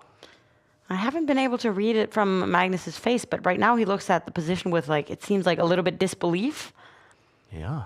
Suddenly his knight is just kind of useless in the center of the board. It looks nice, protected, but it's not hitting anything. Can't move. The bishop is hitting thin air as well. The rook is passive, can't occupy any open lines. The queen is very limited with where it can go. Yeah. And wow, what a turnaround. white's pawn is just coming. A creative play from Pranav, who, in what seemed like a very hopeless and kind of boring situation for him, was able to find something. He's a creative player. Yeah, very direct as well. Like, if you give him half a chance, he'll go on the front foot and start pushing things at you and ask you to find something creative to stop him. And a minute more on the clock now as well. Wow. Everything is going well for this Indian grandmaster. Yeah, and Magnus hates being behind on the clock. That's why we see him kind of drop the pieces over the board in the World Blitz. He likes to stay ahead, and he looks in trouble. Rook c8, but then a5, bishop c5. He's got some e6 stuff. Looks very dodgy. Okay, let's go here. Looks very dodgy. He is not happy about this, Magnus. He is seeing a lot of possibilities for his opponent and not many for himself. Trying to trade off the bishops now. What used to be Magnus's star bishop and used to be Pranav's terrible bishop. Yeah. Now the tables have turned. Exactly, and key moment for Pranav. Magnus is trying to trick him potentially. Bishop takes bishop. Magnus does have the idea of not recapturing back, but taking this pawn. And with his knight, he would then end up forking the queen, the rook. Very tricky play by Magnus Carlsen. And the same idea, if white continues pushing forward, there'll be a bishop trade and the knight is going to land. So Pranav needs to get out of that. He defends with his rook, very passively though. He was shaking his head, Pranav. He didn't want to make that move, but maybe it was necessary to take a timeout. And to keep the pressure on Magnus's clock as well. Sometimes just making a quick, practical decision can be a good idea when you don't get any extra time. There's no increment.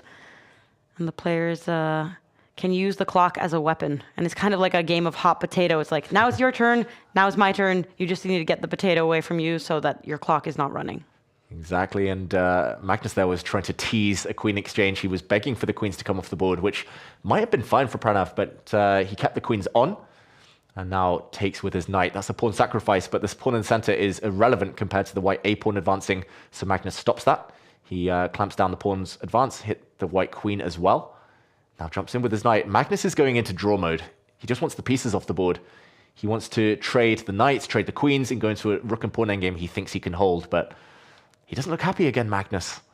Still low on time. And we know that Magnus is always quite obsessed with managing the perfect 11 out of 11 score as long as he thinks it's possible. So the fact that he's kind of accepting that maybe I just have to take the draw in round 6, it's pretty unusual. It speaks to the fact that Pranav has been playing very well in this game. Exactly. Pranav has been fantastic after the opening, which was a bit shaky. Yeah. But now it's back to level. It looks like we can count the pawns. It is equal on the board. Black has doubled pawns, but white also has a weakness in the center. And yeah, it looks like this game is going to fizzle out now. Don't take this pawn yet, though. If the white queen would come up with a check and win that rook in the corner, that would have been a double attack. And therefore, Magnus goes on the defensive. But yeah, I think a draw is the most likely, unless the clock comes into play. We've seen him flag before. Are they going to try to flag each other? Who do you think is more likely to flag or to play for time? I would have thought Magnus, but I feel like since the fact that he's kind of just barely hung on into this game now for so long, he's finally reached a somewhat even position. I think he might be more accepting of the thought that this could be a draw. But Pranav, he's been very ambitious, but he's spending too much time now. Maybe Magnus will seize the opportunity now that he sees that he has a time advantage. Exactly. You just got to make moves and hope. Pranav shakes his head. Oh. What's happened here is the black rook coming in. Ooh. Oh. You can't take. There would be a race there with the pawns. Black's pawn, though, will queen and come and take a pawn with check if you take those rooks off the board. If you don't, then Black's rook is going to come and take some pawns now, and Black is winning. He needed to go for that queen endgame. Oh, Pranav didn't want to soften a queen endgame. Now he's losing all his pawns. And he still has lower time, but he's noticing now that this is getting hopeless. Magnus has seemed to awaken a bit. Yeah, Magnus grabs another pawn. Endgames. It's always endgames. Magnus Carlsen. Pranav sits back, resigns. What a turnaround. But we'll take those any day. Magnus not feeling like it was the most deserved win ever, but he was able to trick Pranav, who's looking through the game now and realizing his mistake. And he played so well. Heartbreak. And in the meantime, we have Durabayli, Azerbaijan Grandmaster against Nicolas Theodorou. No time on the clock. It looks like white is a queen up right now, but it is a draw because Black's rook can give check forever. You can give check with the rook. Oh, and it's even a loss. He's even blundered into a checkmate. The white king, it was mate in one with a rook. Rook to d2 would have been a checkmate when the white king stood there, but now new queens. This is panic. Oh, goodness. Where's the black king hiding? Is it going to be a perpetual check with the white queen? Check, check, checking. He takes a pawn, 5 seconds each. The clock is so red. Oh, this is so difficult. No safety for the king. The queen defends, and it's a blunder. The black knight comes back. That's a check, giving up the rook. The queen was hanging. The queen was hanging. He pre-moved to miss it, and there we go. Wow. With 0.1 second left on the clock. Wow, that was very strange. That was just pure chaos. I think both of the players are going to look through the end of that game and be like, what happened here? Especially Nicolas Theodorou. He had mate in one when he had 8 seconds left. Yeah. Should have spotted that. And he ended up losing on time. Ooh. And now Durabayli gets to play against Magnus. So that was quite the treat. And immediately, like, you had 0.1 second left on the clock, and then you immediately get paired with Magnus, and now you're having to play against him with the black pieces. I mean, this is pretty brutal. Yeah, no time to go get a drink, no time to visit the bathroom or de-stress. Straight into the fight again, and Magnus starts with white. It's another Sicilian. Magnus is on the white side this time, and he plays the opening he kept playing at the World Rapid Blitz. He played this nearly every time against the Sicilian. Bishop c4.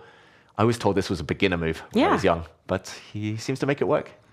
Yeah, I also didn't think that was like a respectable choice. But it's interesting when Magnus starts playing something many times, then the rest of the chess world usually follows suit and realizes, okay, maybe that is a good move. Yeah. Maybe he's onto something, this Magnus Carlsen. And to the other player who's been playing this for years, of the top guys, it's only really been Levon Aronian. Okay. So interesting. Maybe Magnus borrowed it from Levon and kind of put his own twist on it. essentially Magnus wants a Roy Lopez, a Spanish or an Italian game type of position. He wants to build a pawn center. No opposite side castling, which we normally see in Sicilians either. As here, Magnus has established the pawns in the center of the board, but there's pressure from the bishop, from the sniper on the diagonal. Still early, but Magnus looking in good shape. And Durabaili, who does run some cool blogs, trains online, and I follow a lot of his social media posts. And yeah, he's going to be a tough opponent for Magnus. In the meantime, shout out to Chin Yun Yuan for your comment at the top there. Appreciate it. Aww. No one appreciates you. Where's the love for Maud? Okay, next comment about Maud. No. But anyways, we see here that Durabaili, he is also very concentrated playing against Magnus. And he knows this is a very good chance for him. He's got a perfect score so far, doing very well. Has done well in so many Title Tuesdays, but still hasn't been able to clinch the victory, which I know is a goal for so many of these top players. Yeah, always a goal. And Magnus's goal in the meantime with this last pawn exchange is to get the queens off the board. We know by now how devastatingly strong he is at endgames. I don't think Magnus is even fussed about playing the objectively best moves. He just wants a position he knows he can handle better than the opponent. And the reason this doesn't give an advantage for white is because the pawn in the center is somewhat overextended. With queens off the board, this pawn is a bit weak. The bishop is hitting it. At some point, the knight will come out to hit it as well. And Magnus will need to compensate with active piece play. The white bishops look good for now. But how can Durabaili get his pieces out? If the black knight moves for now, the white rook comes into the 7th rank, and that could be really annoying. Early days, but it's just the type of position we've seen Magnus win so many times, week in, week out, year in, year out, and he looks confident. Yeah, it's impressive to me that the players keep trading their queens with Magnus, because I feel like that's his superpower. Is so often these kinds of end games where you're maneuvering and there's just like a very small advantage for white, in this case being that Magnus has a bit more space and he can develop his pieces perhaps a little bit more easily. So it will be fun to see now how Magnus continues. Yeah, great move there from Durabaili. He's blunted the white bishop on this diagonal now. It's just staring at a wall of pawns. That is not a happy piece anymore. And it also does cement the weakness in the center. Now this pawn is not going to advance and cause any nuisance. It's essentially a target for the rest of the game. And as long as the white pieces aren't allowed to get out to good squares, I think he's doing quite well here. Wow, such calm play though, like you said, recovering from that 0.01 second game. Bouncing back, playing Magnus, and keeping a very healthy position with black. Looking solid. Wow. And it's Levon Aronian against Maxime Vachier-Lagrave, as we can see at the top of the screen. And perhaps Levon can move on to 7 out of 7. That's another big game. We might get to that one later. In the meantime, Magnus is pushing his pawns. He loves pushing his A-pawns. The black knight comes out, and now there is a launch pad for that piece. I wouldn't be shocked if one of the black knights uses that square. The knight on the edge of the board, normally I would say it's bad, but here it's quite good. It's stopping the white pawns advancing, and it can always come towards the center or even drop back and into the center again. Magnus is going to have to use all of his endgame magic to turn this one round, and we know he's capable. Yeah, no, this one I'm kind of happy to see. So I'm threatening knight e4 now. I got a6 on the radar.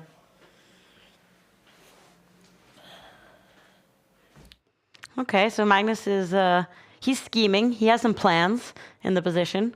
So he seems to be pretty happy with the development so far. And we can see that the advantage he's had, the very small advantage, has grown, and it's become better for him now with the white pieces. Yeah, there was just one slip from black, and sometimes that's all it takes against Magnus. The black knight found itself on its most natural square. I was also advocating for that move, but I think he chose the wrong moment, because now it's hit. And he could have done the same thing, but with the black knight on a safe square, he could have taken a pawn. He would have been a pawn up. So now the problem is that Magnus is just in time to hit with a pawn on a6. And they do say that all of Magnus's pawns, his past pawns, they always promote. His pawns on the 6th rank, they always promote. In endgames, he just installs these pawns, and watch out for that one to become the winning piece a bit later. And there we see Magnus happy to counterattack. He's giving up his rook in the corner, but he's hitting the black rook at the same time. And when the dust settles, it's going to be level material, but Magnus is going to have pressure against the pawn on a7 for eternity. The black rook is going to be trapped in the corner, and the black bishop is just dead. Yeah.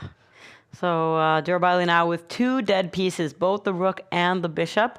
So this is looking promising, and I feel like when Magnus starts looking at his camera and talking more to the viewers, it means that he's realizing that this is going to go pretty well.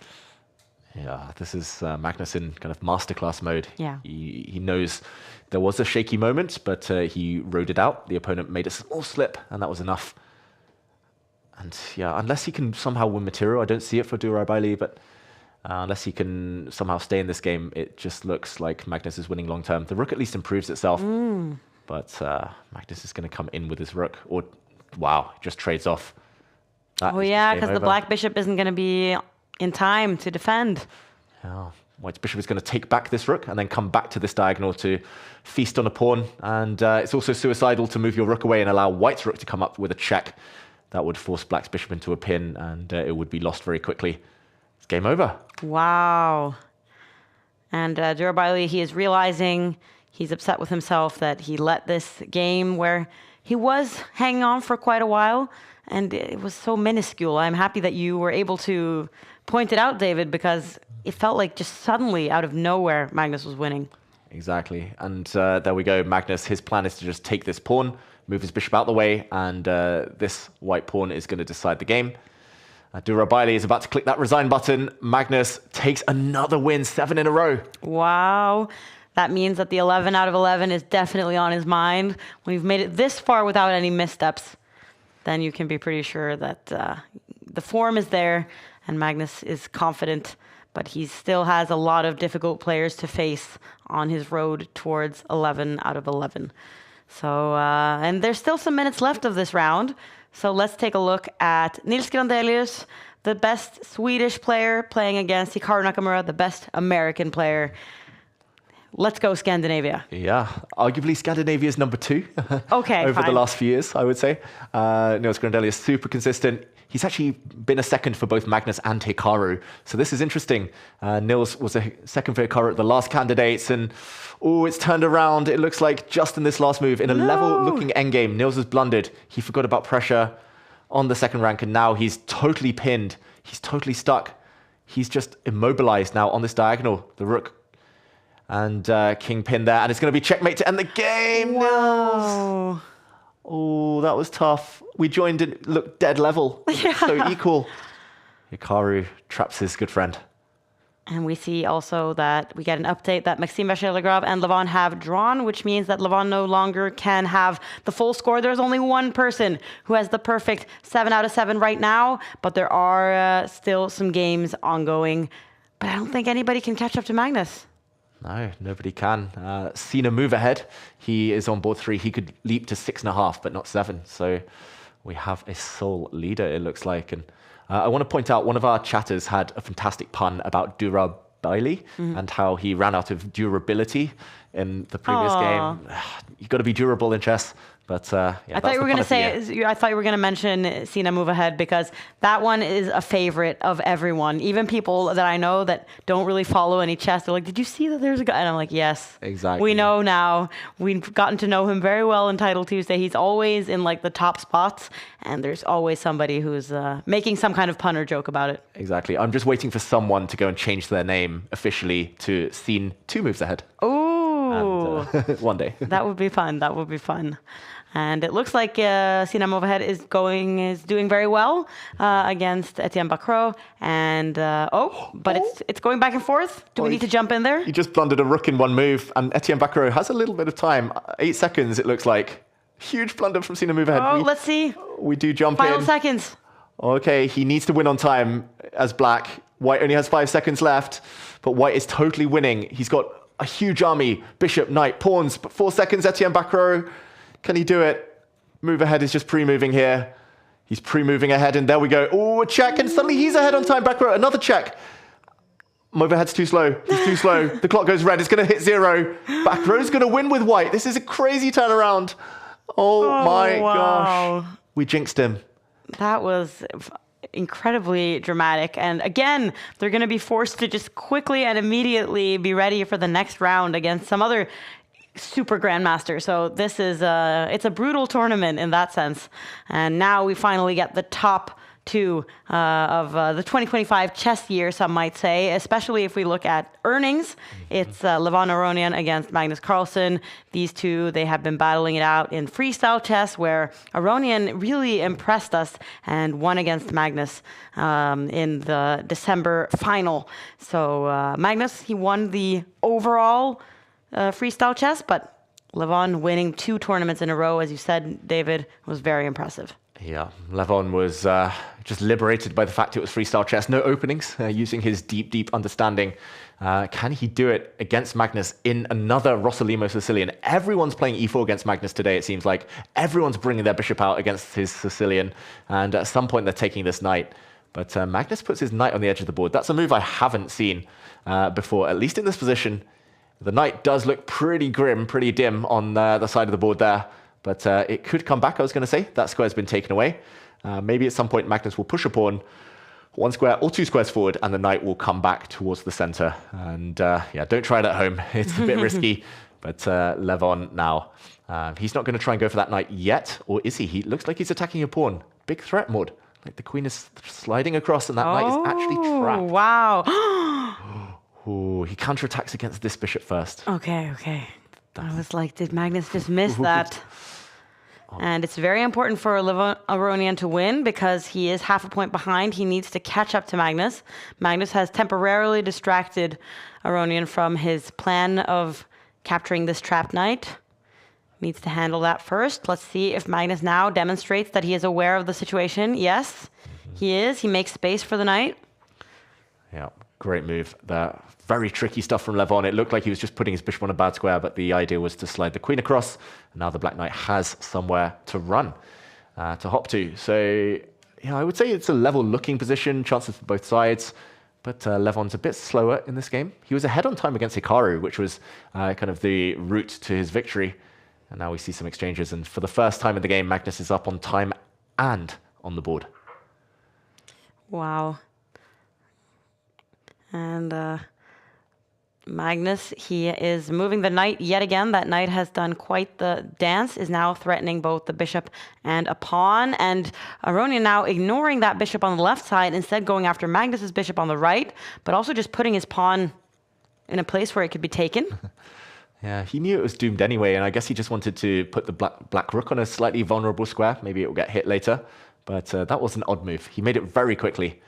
And Magnus just continues as he planned to anyway. If you told me that this was a game between 2 of the best players in the world, I'm not sure I would believe you. It just looks a bit weird. Agree. I would say it's like 2 very decent players, but like it's as if they're just playing. They're in a weird mood, yeah.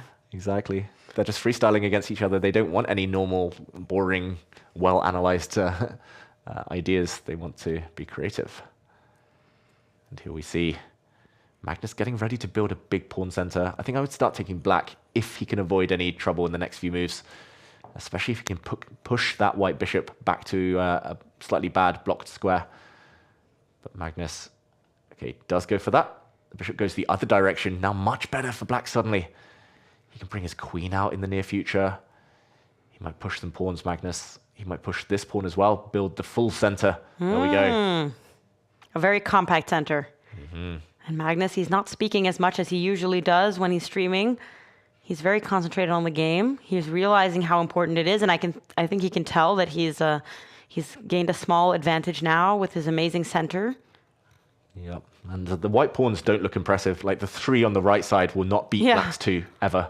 Like they don't create a pass pawn. You don't really want to push them.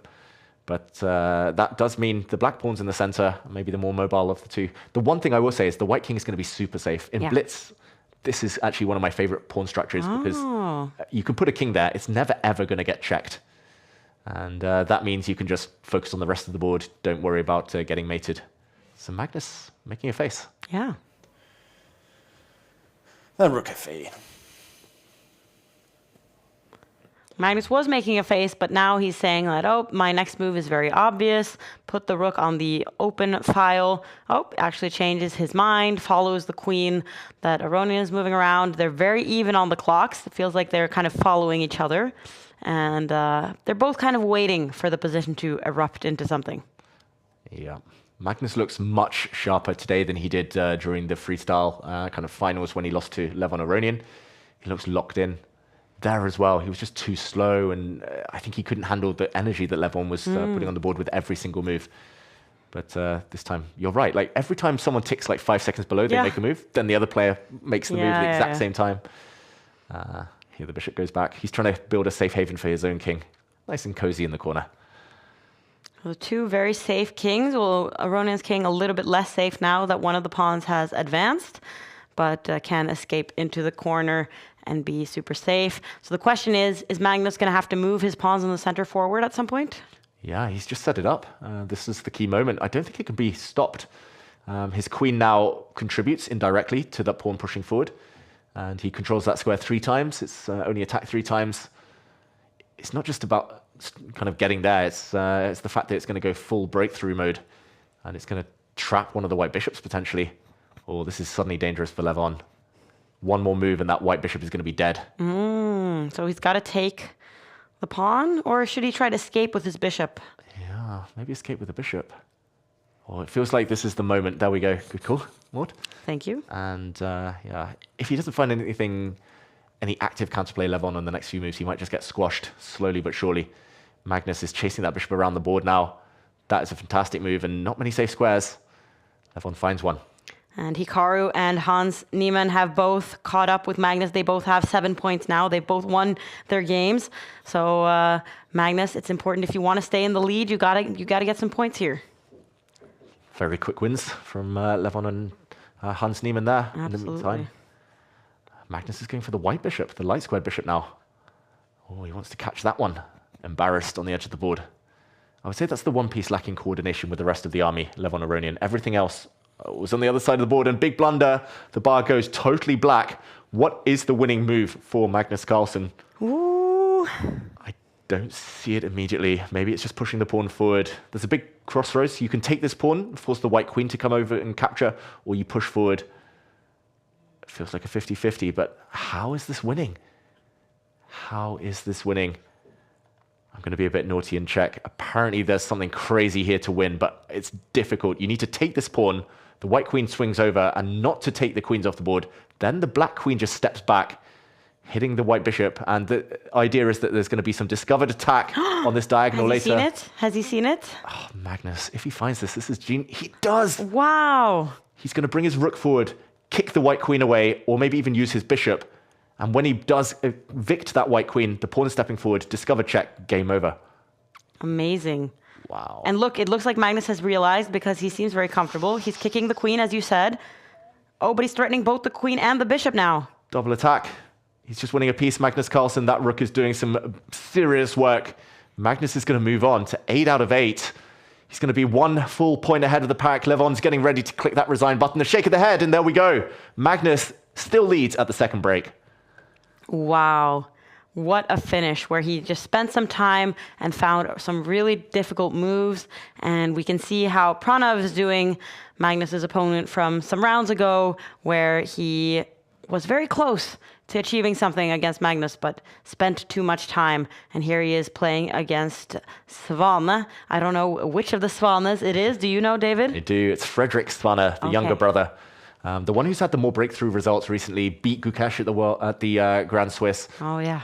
In the World Cup. But we jumped in just after a blunder from Svane. I feel bad. He was actually doing very well. Oh, no. And people might be asking why the white queen didn't take a knight earlier, because the black queen would have swooped in with a check, winning the rook in the corner. Loose pieces drop off, and that's why Svane resigns. A knight down in the final position.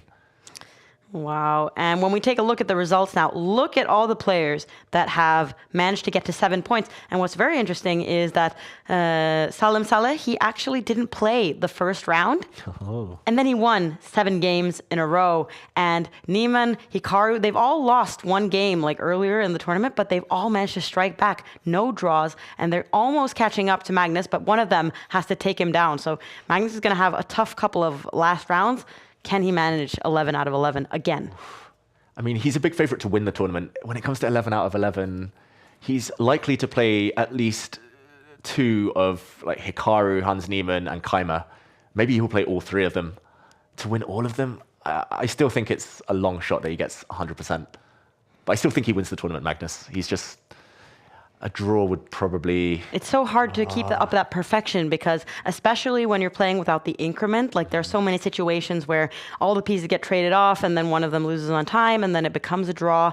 Yeah, it's very difficult to achieve the 11 out of 11. But I mean, Magnus, now that he's realizing it's possible, he's going to be very motivated. And we can wait until these last boards are done. It looks like Lazovic, who of course we know is very good at blitz chess, he looks like he's going to win against Durabaili. Oh no, actually Durabaili won with the white pieces, of course, so that makes sense.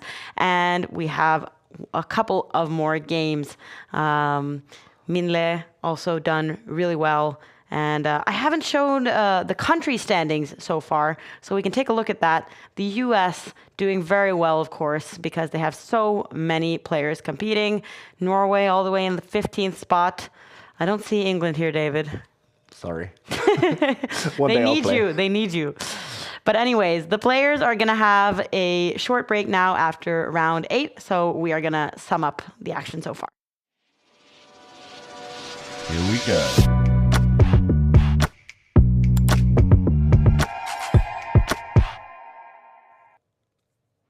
And here we see some images of the 2 guys in the studio. They can see each other, which is also probably a little bit inspiring for Faustino, who's done really well. Aside from the games where we've been visiting him, he's won all the other games. So he's been very unlucky with what we've been showing. I know. I feel bad. Like round 1, I felt like we jinxed him. Like he was so close. And then a bit later, losing by, what was it, point something seconds. Yeah. Yeah. It's good to see he's back on the winning trail. And maybe come the end, we'll see him emerge onto the top 20 and maybe even face some of the big guns. Faustino, of course, yeah, just great to have him here. Like, I'm hoping that he and Magnus get some time to chat, to bond later. But yeah, the other player in the studio, Magnus Carlsen, just looks phenomenal. He looks so locked in and continuing that hot streak at the World Blitz.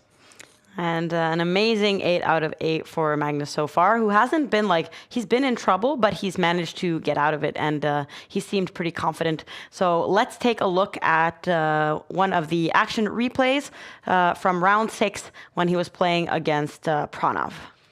And we jump in just at the moment that Pranav has a dilemma. He needed to actually take that rook off the board. And then it would have been a pawn race. Both pawns would have promoted. We would have seen new queens on the board. It would have been a king and pawn endgame, then a queen and pawn endgame, and Pranav would have been able to hold. But we saw him stay in this rook endgame and be punished for it. Magnus had 4 pawns versus 3. The black pawns all connected. That is the key. And the final blunder by Pranav, he dropped his pawn. The black rook coming across to give some checks. Game over. Magnus in an endgame is a beast. That was a tough, heartbreaking loss for Pranav. Yeah, and Magnus admitted that that's not the ideal way he wants to win games, but whatever works, it works. And he's so good at like finding these situations to put pressure on his opponents, even in situations where it seems like it shouldn't be possible. So Magnus in great form in blitz chess, no surprise, just became the world champion, just got his 20th world championship title. I mean, what else is there to strive for than the perfect 11 out of 11 right now? Yeah, I mean, he just loves chess. That's what keeps driving him. He just wants to keep going. 11 out of 11 would be, I think, the cherry on the cake. I have a prediction that he plays Hikaru next round, by the way. Okay. I think it's time. We're taking note. The top seed, Hikaru, I think is the highest Chess.com rating, floats up to play on the next score group. So I think that's what motivates Magnus, just beating an opponent once, twice, just beating them every time. And do you think if Magnus plays a really nice game against Hikaru that he will share it on the new Take app? It's very possible. Remember, everyone, you can be one of the first. There's something for everyone in our new app that is coming soon. You can get on the wait list now. Magnus loves the app. He's going to be very active there. And you can follow the top players. You can follow your friends. You can share your progress with them, share your best moves, share your rating gains, share your goals. And of course, you can learn from it as well, from all your games. Magnus, yeah, he'll be talking about that in the app if he ever gets that 11 out of 11 again, which he's done a few times already. Yes. And that's the thing I like about internet chess as well, is that you can kind of go back and look at your games from like 20 years ago. You don't need to write the games down. You can just have them all in a database. So I think it's fun. I found like some games I had played in like 2012, I think it was. And I'm like, oh, look at me when I was a bit younger and trying my best and playing terrible openings. Yeah. So it's nice to be able to track that progress. So I'm looking forward to testing a social media kind of chess app. So that's gonna be fun. And we can also see that we have the link to the waitlist at the top of the screen here. And it's going to be interesting to see. I wonder if the other top players will also start using it to kind of prepare against each other and see like, oh, you've been playing a lot of that opening. It's going to be scary. I remember when, was it Ding Liren, whose opening preparation was in some ways leaked because he was playing it online and was kind of sharing it to the public. Exactly. Like some weird novelty was played on move 12 of a very rare position. Yeah. And suddenly they were like, wait, this was played by two anonymous players just last week. It was probably Ding and his second Richard report. And yeah, there's a lot of like, I don't know, spy games almost in chess. And here it's, of course, more transparent on the app. It's just nice to follow friends and things. But if you want to use it as a preparation tool, I think it will be fantastic for that as well. All right, let's take a look at some of the things that we've seen so far today. Okay, then we won't do that. Then we will instead take a look at the standings again. Is there any name here that you're surprised to see in the top, David? Well, I would say Dura Bailey. Like, we've seen him today. We've seen him win on time by 0.1 seconds. We saw him fight against Magnus. But I would say out of the kind of top 8 here, maybe even out of the top 10, he's the one who isn't consistently necessarily kind of a household name, or at least not one who's always in the top of the standings on Title Tuesday. We see some really familiar faces. I would say great to see Poland down the bottom of this list. 17th, 19th, 20th place. Poland always do great on the country standings. But in the meantime, we have El Chessico, Magnus Carlsen, against Hikaru Nakamura. Of course, it's those two. And big game now here in round 9. All right, and they are getting ready. We got Mr. Nakamura. And we're going to hit them with 24. And now he's thinking, Magnus is just going to play for a draw if I play e5. Nah. And he's going for c5. Okay, so actually Hikaru managed to surprise Magnus there. Magnus was in a good mood. He was kind of making fun of his opponent a little bit there, but look at Hikaru. He's the one who's having the last laugh. Is he singing, Hikaru? I don't know if we can get sound on him. I know exactly what I'm going to do. I'm going to go for something dubious here that I know is dubious because I need to win the game. I actually played this, and the correct line is to play e6, but because I need to win the game, I'm going to play g6. Wow, we're getting a lot of information from the fact that these two are streaming. So Magnus was like, oh, he's probably going to just go for the draw. And then Hikaru was like, no, I got to win this. I need to win this Title Tuesday. So I'm not going to play the moves I know to be true. I love it. I love it. Like, would you define that as trash talking? It's like borderline, right, for both. They're both trying to predict the future, but they're like, oh, yeah. I mean, Hikaru just wants to win this game. He's in great spirits, of course. Magnus trying to get inside Hikaru's head. Magnus watches a lot of Hikaru's streams, so he knows the type of thing Hikaru says. But yeah, in the meantime, it is that dubious line that Hikaru mentioned. I've had this myself actually from the white side, and it tends to be a bit better for white. Again, pawn center, the theme of the day so far.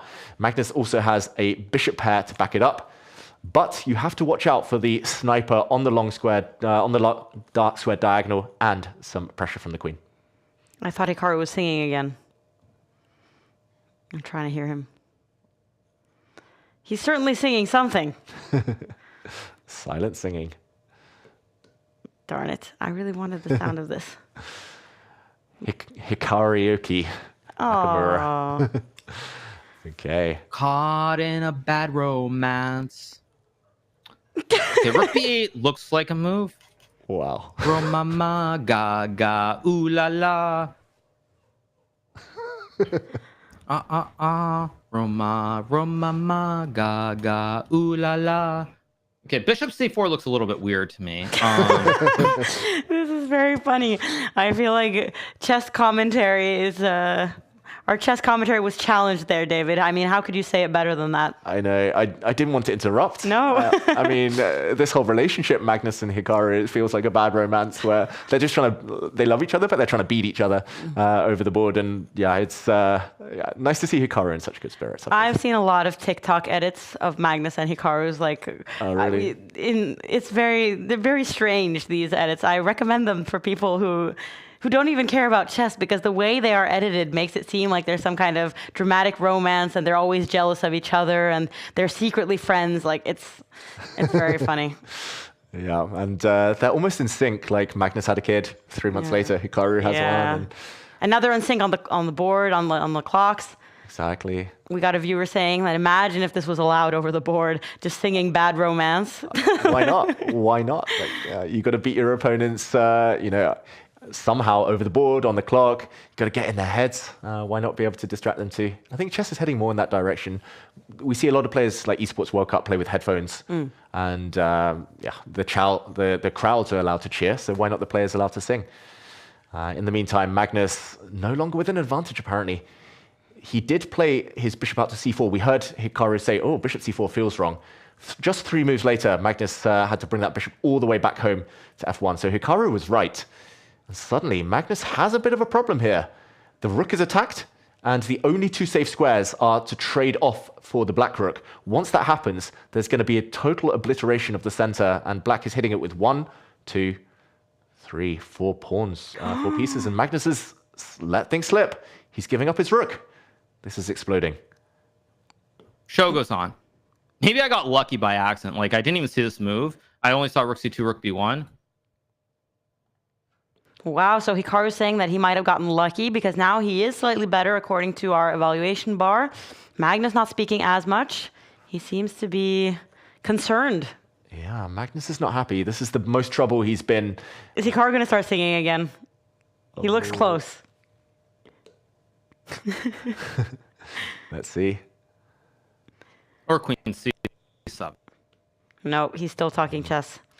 Yeah, Hikaru has the advantage here. For those at home, because of the pawn structure, it's not so much about the bishop pair anymore for white. It's all about the fact his center was broken. And if you count the weak pawns, white has 1 in the center that could get attacked by a black knight. Not yet, because the knight is pinned. But there's also 2 isolated pawns. Now 3 pawns actually all under fire. And Hikaru's pawn structure, meanwhile, very harmonious. Magnus strategically suffering. And he's saying to Hikaru, please take this pawn now. Once the dust settles, white's bishop will go snipe from afar. But Hikaru's not going to oblige. He's not going to clarify this. He's going to bring his rook into the game. Hikaru's in the driver's seat. There we go. Looking very nice. This is the type of position Magnus would love, to just turn the board around and play from the black side. And it's very inspiring that Hikaru is so aware of the tournament situation, the fact that he is 1 point behind Magnus. He has to win, so he's going to take some chances, and he is slightly better. He knows he has a good opportunity, but will he overextend the position a little bit, perhaps, in the search for a win? Yeah, and at least in the first split, in the autumn split of Tidal Tuesday, Hikaru had a good score against Magnus. He did take, I believe, 1 loss, but he also won a few games. Magnus was blundering a lot against Hikaru, and it does feel like, again, the dynamics between these two, the head-to-head, it keeps going back and forth, and this time it might be in Hikaru's favor. The clocks are still level, but can he turn this into some kind of tangible advantage? Hikaru still can't really take this pawn in the center, as this pawn on the side of the board would be hanging long-term, so he goes with his knight instead. That's a great move. Oh, that pawn is attacked 3 times now. Magnus in big, big trouble, has to defend it. We'll look at his concentrated face. He's not saying anything. And he's spending some time. He's calculating. Rook b1 is no good. I can also feel like when Hikaru is singing and he's kind of like talking about completely other things than chess, that's when you can tell like he thinks he's doing really well. Yeah. And when Magnus is just speaking like in chess notation, that means his mind is completely in the game right now. He's not thinking about anything else than finding the best move. Exactly. He knows he's in trouble, Magnus. And whoa, he goes for a bit of a speculative sacrifice. That bishop was untouchable because the black knight was hanging. And Hikaru reacts very quickly himself. That was a missed opportunity for Hikaru Nakamura, who could have brought his knight forward, not backed up with the queen. Apparently bringing the knight forward on the last move would have been very strong. But Magnus makes a mistake back. The clock is telling a huge part of the story here. The white king getting out of the way of knight checks. But the white king is not too safe here on the edge of the board. There will be bishop checks long term. And white's pieces, they're just so loose. The bishop, the queen, they're hanging together by a thread. Neither of them can really move. And Hikaru's trying to overwhelm Magnus now, adding some pressure to those pieces. That knight had to be removed before it took a bishop. Now a pawn stands on this square. Magnus is just caught in two minds. He's tied up. The rook is coming. Less than a minute. Less than a minute for Magnus. Hikaru's better, but is it decisive? Is it game winning? That's the question. I don't think it is yet. Opposite color bishops do add a drawish tendency, so I think a draw is the most likely. Look at his reaction. What's Hikaru done here? He's brought his rook forward. That looks like a good move, but he's missed the fact that the pawn is hanging. Oh, gosh. Oh, the queen attacks the rook, so there's no time to come and take this bishop. Oh, Hikaru just lost a pawn. He has to go back. Magnus is suddenly better. Pawn up. Wow. Oh, huge blunder from Hikaru. No longer playing for a win on the board. Both have approximately the same amount of time, about 40 seconds each. It's going to be a time scramble, I think. No more singing now. No more talking, dancing, nothing. Oh, what a wasted opportunity for Hikaru to lose that extra pawn. He's still fighting, though. He's attacking this pawn, which is defended by the white king, and Magnus has blundered against Hikaru again. That pawn can still be taken. Apparently, knight takes pawn now is a winning move, but that is so difficult to see. Oh, but what is going on? Wow, this pawn is... What is going on? Will Magnus repeat the position? No, he gets the queens off. Oh my gosh, there were tactics there. It was actually a deep, deep tactic. We might talk about that one later. It would have been the black rook that came down to the second rank to end it. But now, Hikaru is still in trouble. His knight is trapped on the edge of the board. He's putting pressure, though, on the bishop. 20 seconds. This is going to be the clock, though. What a weird position. Look at these knights. Look at these knights. How did the knights get here? Magnus desperate to get the queens off. Endgame should be safe for him with that pawn advancing. Still much better, but the clock. It's all about the clock. Oh my gosh, it's going to be an insane time scramble. Hikaru's a pawn up. He stopped the pawn. He's kept his rook on. Magnus now is the one fighting for a draw, and he's going to get the black rook. It's a totally drawn position, but the black king is coming. Magnus in trouble.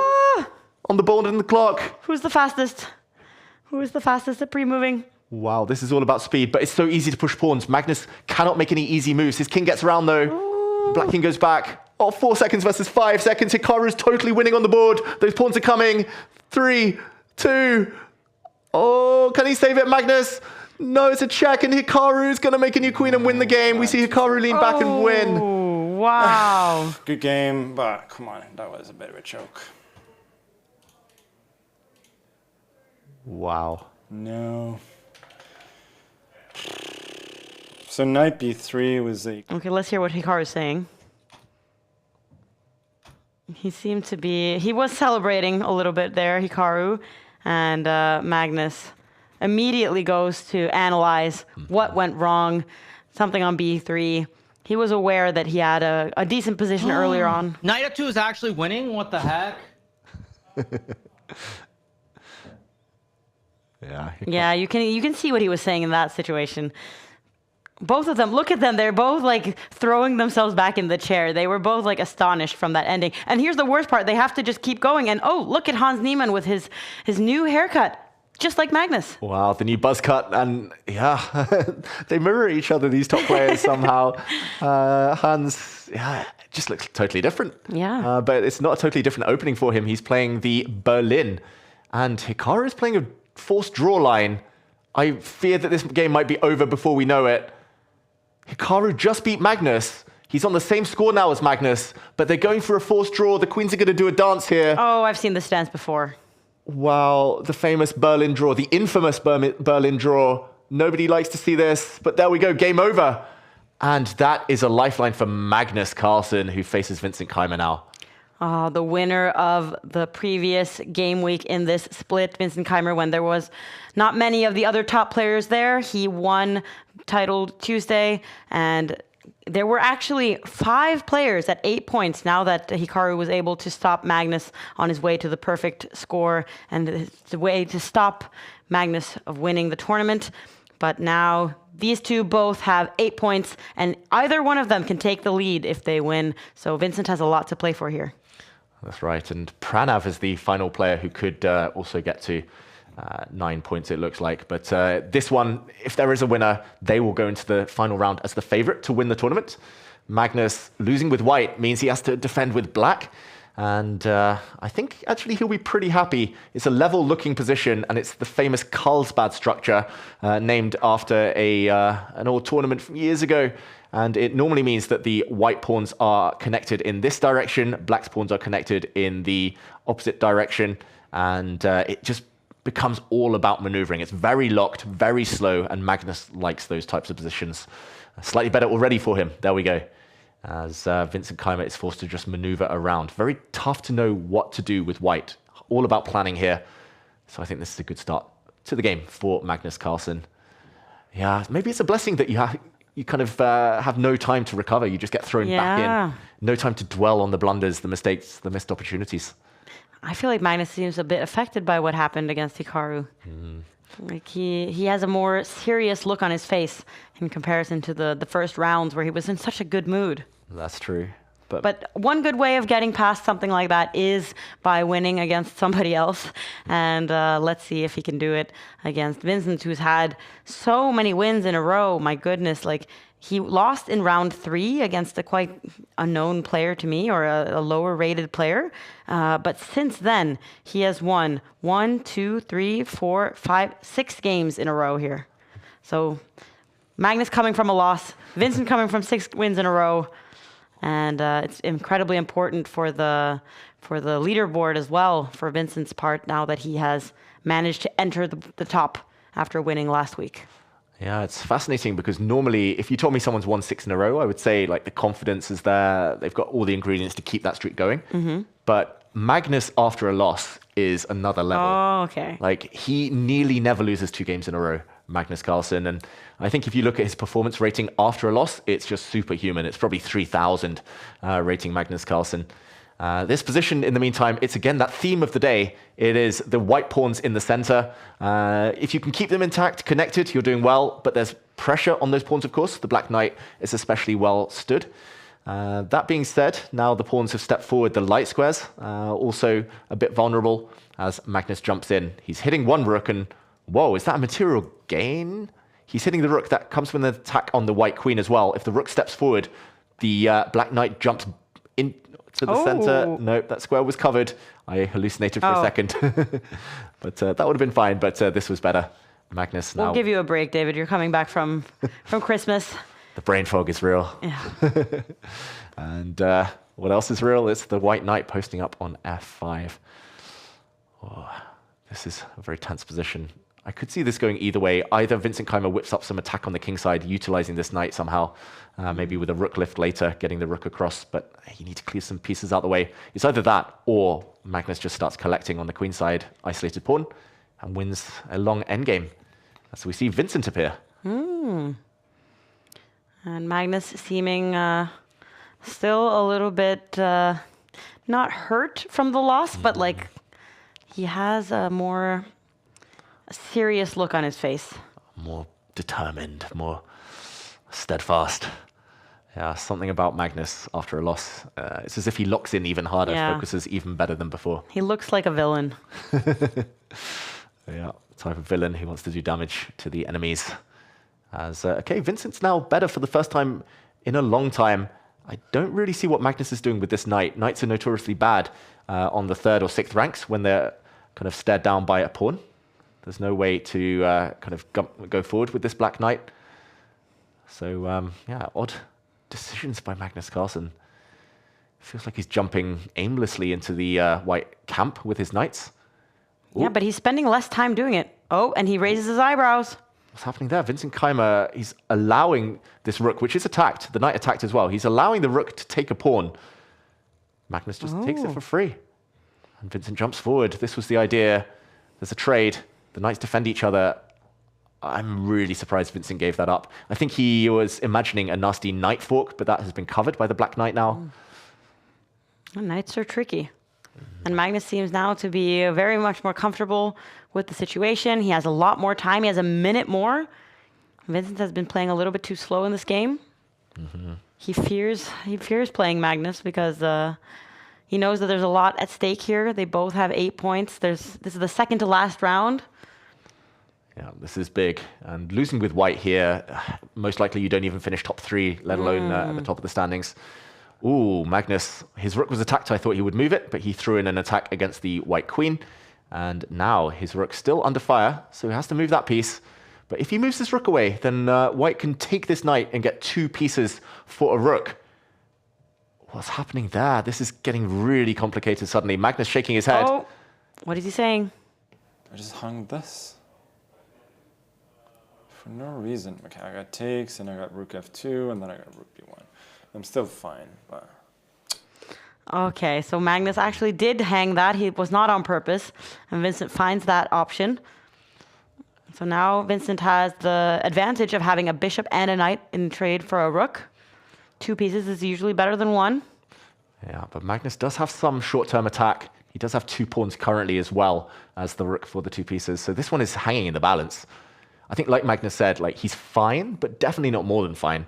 White's queen holds everything together. Everything's protected. Everything on dark squares. And the rooks can't team up. There's just fewer of them, as you said. And, okay, queen's off the board. Okay. I never liked that against Magnus. Like, how many times before people learn, don't get the queens off against Magnus. But Vincent, probably with a clock situation, feels that this is closer to ending the game. Low on time. Magnus is spending some time now trying to figure out what is the correct path forwards here. Can he apply pressure? He would love to bring both of his rooks down to overwhelm the first rank, but the white bishop will move and defend its rook. And that looks pretty safe, so he attacks the knight first, which retreats. I think ordinarily this would be a draw. But the clock, it's all about the clock. And the tournament situation. Yeah, Magnus will be ruthless. We've seen that from him. I'll never forget when we were in Stockholm, take, and we commentated on Magnus flagging Grishuk just so ruthlessly and not even showing an ounce of regret. And here we go. Magnus is at least hinting he might even take this pawn at some point later. Probably not yet. You don't want to give up your rook for bishop unless the white king's far away. Do not trade the queen, one of the viewers writes. And Vincent maybe should have taken that advice. But he's holding on for now, but he does have a very difficult clock situation ahead of him. He has 30 seconds. Magnus has a minute. Yeah, he might have a fortress here, Vincent Keimer. He actually wants more. He wants to go around with his knight and pick off this weak pawn. But yeah, it is an endgame. And does he have time for that? I don't know. The black king is coming. Magnus with his king, always so tricky. Magnus could also go back now if he wants to stop the white knight from taking any pawns. There we go. He's just going to go round in circles. He's going to eat time off Vincent's clock. I don't think Vincent's got enough left. 20 seconds is borderline in these types of positions. You need a rook on the board to give some checks or make some quick moves. Yeah, because he has no checks, Keimer, right now. Yeah, it's just not easy. He's just put his bishop here. Just move his king up and down now. Yeah, that could be. Oh, but also you want to defend your knight. You could suddenly...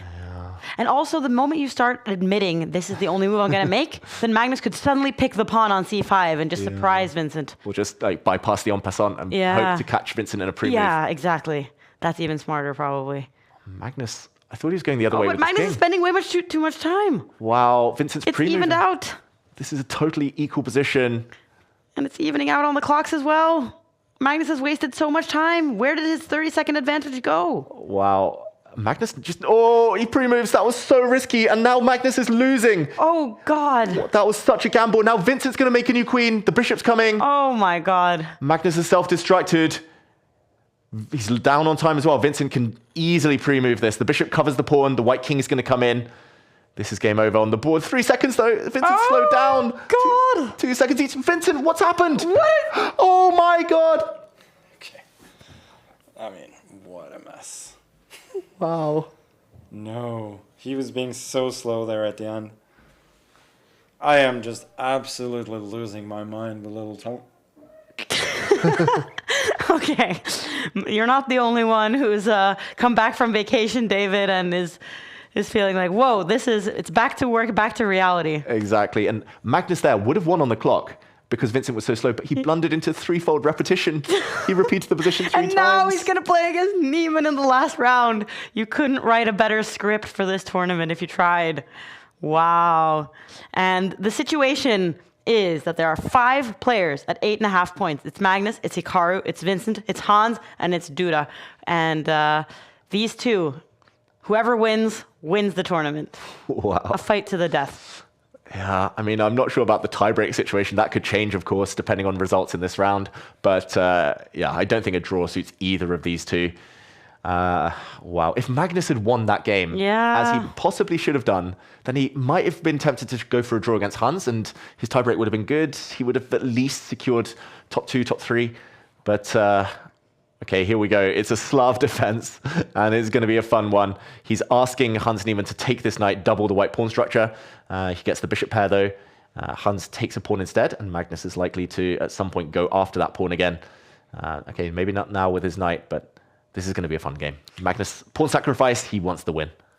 Yeah, I'm looking at the tiebreaks now. Magnus has the best tiebreaks, but anything can happen in those final rounds because in the course of Title Tuesday, some players drop out when they realize like there's not much to play for anymore, and you can be a little bit unlucky with who you played in the beginning. Magnus, of course, he won the first 8 games in a row, so he's played against really good players. But in the end, after 11 rounds, you've played against a lot of different people, so this is going to be interesting. And Hikaru is playing against Duda, so those two are both incentivized as well. And then Keimer playing against Theodoru, so this is going to be a real thriller of a last round in this Title Tuesday Game Week 6. Yeah, just peeking over, a quick update. Duda versus Nakamura looks like a crazy position. I think a draw is the least likely result there, so very likely, well, same on the board between Theodoru and Keimer, so good news for Keimer. Everyone wants to win. Everyone wants blood. I'm wondering if Niemann and Hikaru kind of regret the quick draw. Yeah. Now that they saw that Magnus drew. Especially Hikaru, like he had white. Yeah. Like he takes these draws against Hans Niemann these days. He respects him he sees him as a threat. Exactly. Hans is very good at blitz. I would say probably his best time format. Hikaru now has got a very, very bad position, apparently.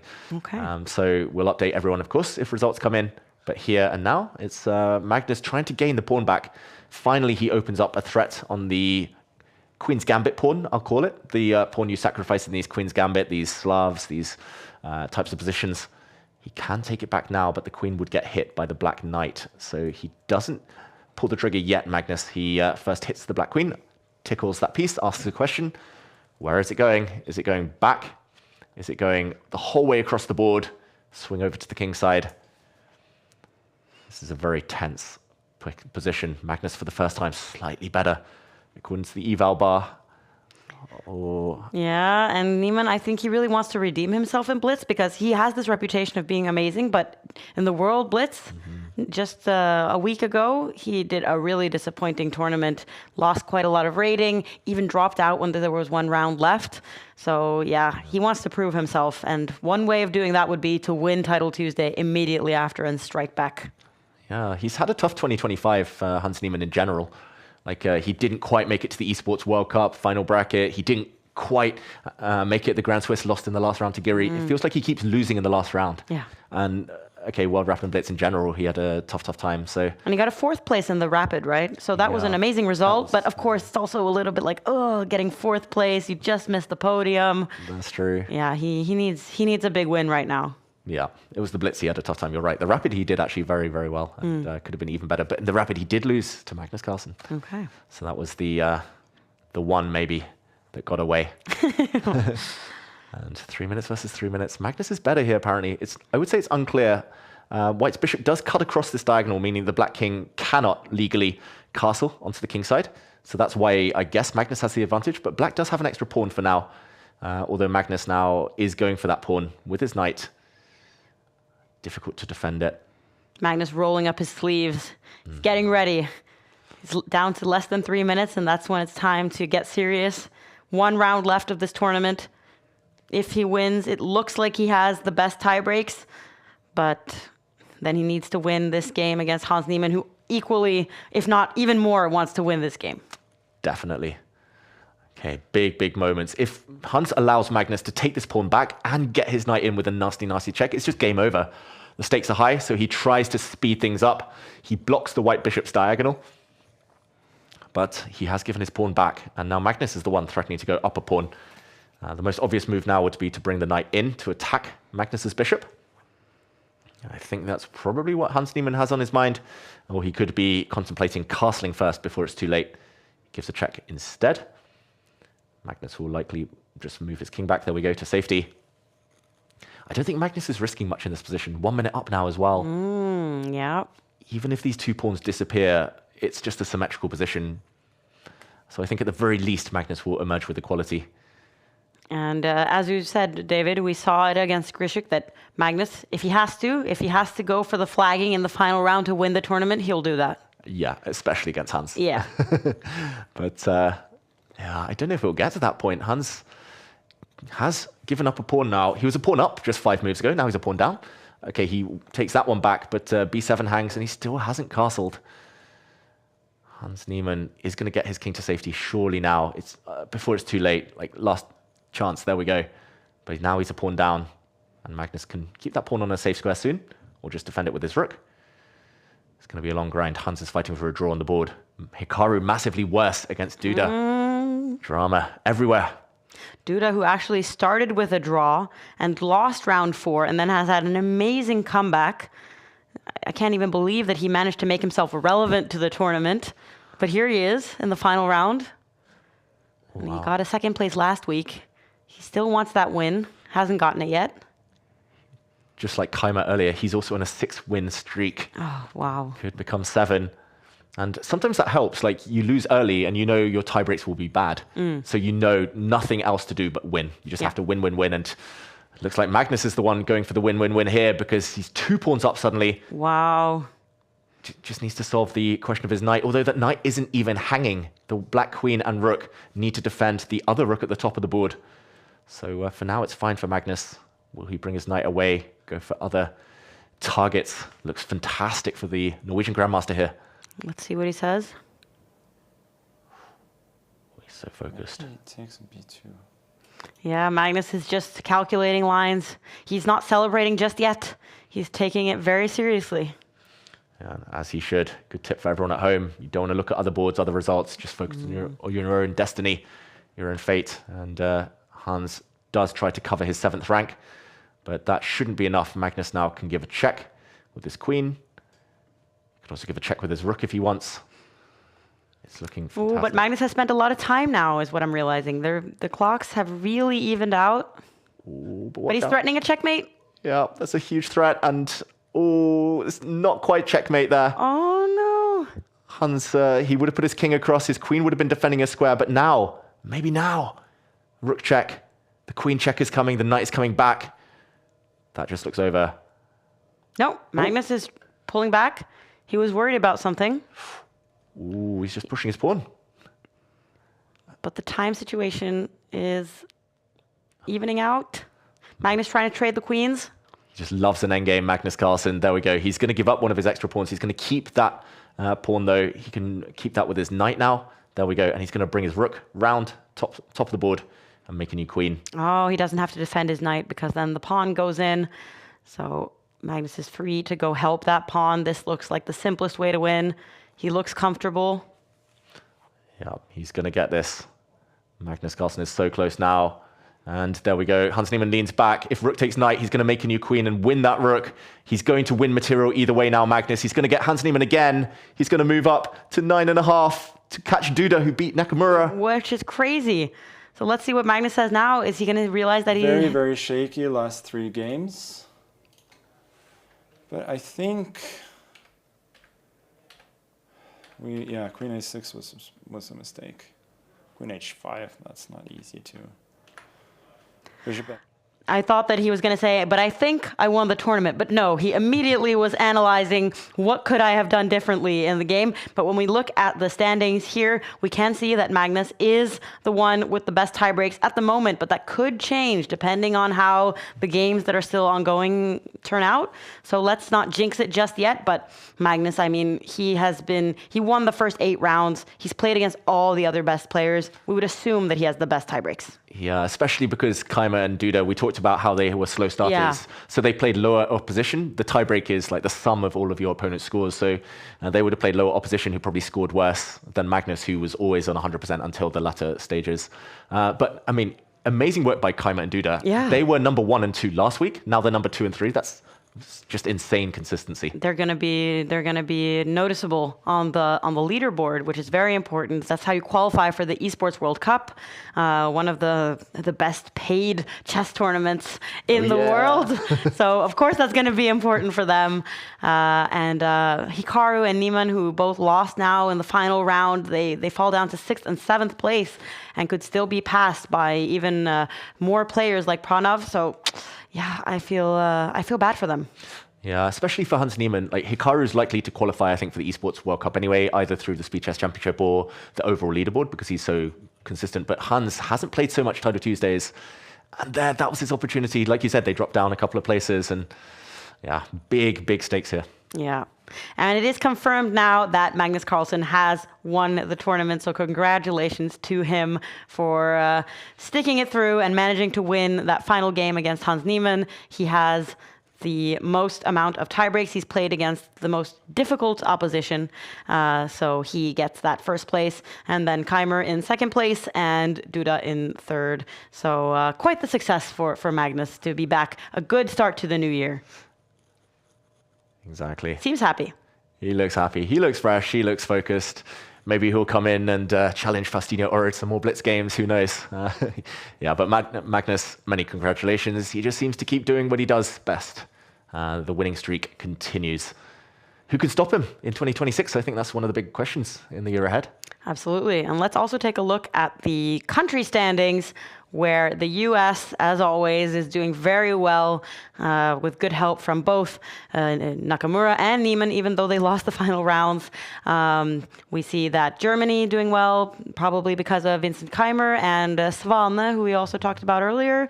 And then, of course, India, a great chess nation, in 3rd place. Norway managing to secure a 14th place. Hooray! And yeah, lots of different nations are represented here, so that's nice to see. But when we look back at the standings, the final standings, there were a lot of good players this week that were participating. Yeah, almost everyone at the top of World Chess, I would say, apart from Alireza Faruja, Fabiano Caruana, but everyone else pretty much, all the usual suspects played. Hikaru, Hans Niemann were some of the stars, the unlucky ones, but yeah, Magnus, Keimer, Duda, and I will say Andrew Tang as well, like especially congratulations and well done to them. Enriquez Villagra as well. Some just fantastic games this week, as we always seem to be treated to in Title Tuesdays, my favorite day of the week. And yeah, game week 6. I think we predicted it beforehand that Magnus might still be in top form, but to deliver again amongst such a field is incredible.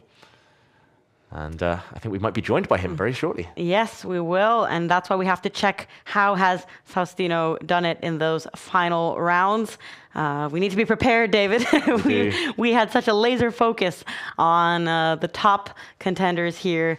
And we can see that he has gotten 7.5 points. Wow, that's a really good result. Yeah, and after the games we watched where he was so unlucky on the clock and a bit unlucky on the board, he went on a 4-game winning streak.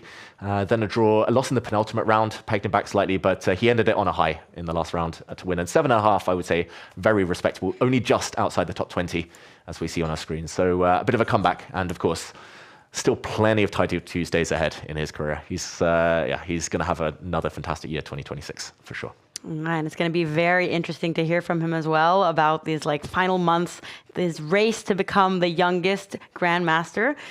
So we will be back with that very shortly.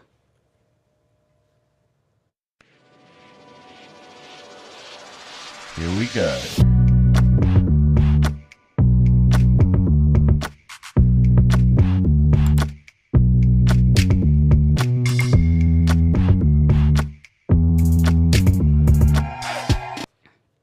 Yep, so we are very excited to hear from him soon. And we're also going to get Magnus and Faustino together, the tournament winner and one of the youngest talents in the world. I mean, it's very cool that, and you were saying, David, that this is the first time they were playing over the board. They were playing on this board earlier. Literally, that's how they warmed up. I mean, Magnus should thank Faustino. They were they were playing some blitz earlier in the studio in our chairs, and yeah, no spoilers. The games will be on YouTube, but yeah, the connection between them. Magnus is nearly triple his age, which is mind-boggling. Like 12 years old. Magnus is the one-on-one at 35, and yeah, they just share this love of chess, which is nice.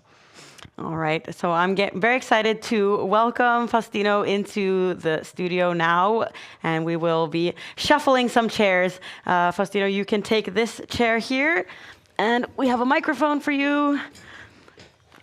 And welcome and congratulations on winning the final round. Yeah, thank you. Yeah, anyway, I play like Kerbal chess, but yeah, I won some games that I should lost, a lot of games, but yeah, I did 7.5. I believe I got 40th place, so yeah, obviously could be better. So yeah, but it is what it is. It's my fault. The air is bad in the Dave Cave. It's my fault. And what was it like playing in the studio? No, the studio was nice, and the whole like the mouse and these things was nice. The computers and that things, yeah, like it was a nice experience for me, and I will try to be back. Yeah. And in addition to playing, of course, you are basically a professional chess player. You're hunting for the Grandmaster title. You're also doing some streaming. How is it to kind of combine those two things at the same time? Yeah, obviously I like to stream and yeah, when I play talking and play at the same time, for me it's nice. Well, there in the stream I was talking while I was playing, so yeah, for me, obviously, I stream when I can. The tournaments I tell Tuesday, these things. So yeah, I like to stream, but obviously I play to classical, so I don't stream like a lot. If I don't play classical, I will stream more, but yeah, I like to stream. And right now, the focus of the entire chess world is on you and your hunt for the Grandmaster title. And people, they're not really worried that when you'll be a Grandmaster. It's more of a question of when. When are you going to get the title? Are you very stressed about this record, or are you mainly focused on just playing your best chess? No, I'm not too focused in the record. I'm more focused in trying to play better chess, trying to improve all the days, but obviously, if I get the record, it's better. Obviously, have the record for me is, well, it's important, but obviously it's more important to improve and play good chess.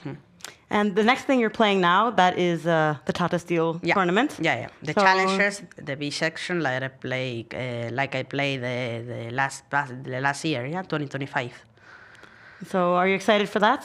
Yeah, I'm excited. Obviously, a lot of grandmasters, and I'm excited trying to I will try to do it better than last year, which was a disaster. But okay, I will try to do it better for sure. But do you feel a lot of pressure? I mean, you're only 12 years old, so it's... No, I don't feel pressure. Obviously, I try to play my best chess. Only I'm trying to play my best chess and focus in the game and these things, but I'm not having pressure in winning or these things. Well, that's probably very important. And you were playing the Rapid and Blitz as well. Yeah. So what is your favorite time format? Yeah, my favorite time format is the Blitz for sure. It's I believe the funniest one. But yeah, obviously I like classical and Rapid too. But I believe Blitz is the funniest one, and you can play more games. And for sure, Blitz is my favorite one.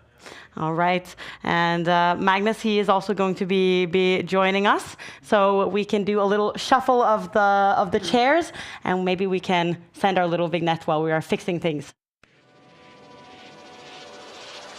Here we go.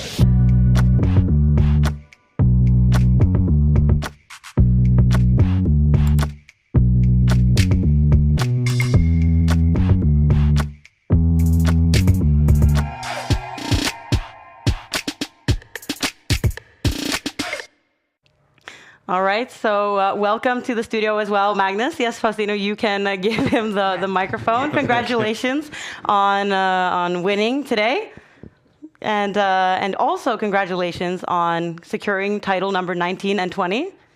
It's been a good week for you. Yeah, for sure. You know, it always gives you a little bit of confidence going into these events to have done well at speed chess recently, but you know, every event is a new one, and it was good to get off to a good start this year too. And what was the biggest challenge? You said that the last 3 games a little bit ups and downs, but did you ever feel like you were worried you weren't going to win this week? Yeah, I felt there were definitely some nerves and a little bit of a drop in energy contributing to that. I felt I probably put a very good effort in for a while, and then I was a little bit running light at the end, so that made it a bit tougher. And of course, playing some of the best players in the world, it's not easy, but fortunately, you know, I'd built myself a little bit of a cushion. I had a 1-point lead going into the last 3 rounds, and yeah, it turned out to be enough, barely. Did you know that Hikaru was singing Bad Romance by Lady Gaga while he was playing against you? No, I didn't know that, but you know that. Does that make it even song. worse? It's a good song. No. It's fair enough, and that game sort of was a little bit typical of our games recently, which is, you know, a little bit tense, and that sometimes means that the quality is not going to be perfect, which is a bit annoying. And while we have Faustino here, Magnus, you have also experienced being 11, 12, 13 years old and having the entire chess world's focus on you. Do you remember what that was like? No, it's a very long time ago. I do think that there are more important things right now than records. I think that's the most important thing to think about. So I think he's a great player. He has a wonderful positional feeling for chess, which is quite rare among such young players. And he seems to really love chess. Seeing as he plays a ton online, and he plays every tournament that he can play, and he also seems to have great support to kind of let him do his thing. So yeah, I would focus on just trying to keep it light, not think about results a whole lot. And you know, he's on an incredible path. Believe me, it's fun to be that much into something and be that good at it at such an early age. So just enjoy it, and the pieces will fall where they may. Faustino, what do you think of what Magnus is telling you about this? Yeah, for sure. I don't care much about records. I care more. Sorry. Yeah, I care more about, trying to play better chess all the days, trying to improve, and trying to play, and enjoy the game. For me is the most important thing for chess. So I am happy, and I'm trying to improve, chess. And what is it like being, people are calling you the Messi of chess, you're being compared to him. You also moved from Argentina to Barcelona.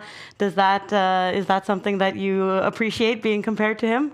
Yeah, obviously I watch football. I like Messi for sure. I watch him a lot of games, but sometimes I watch football, but I'm not focused in the football, obviously. But I obviously like to be compared and with Messi, and I'm happy, and that for sure is important. What about you, Magnus? What football player would you most like to be compared to? Sorry.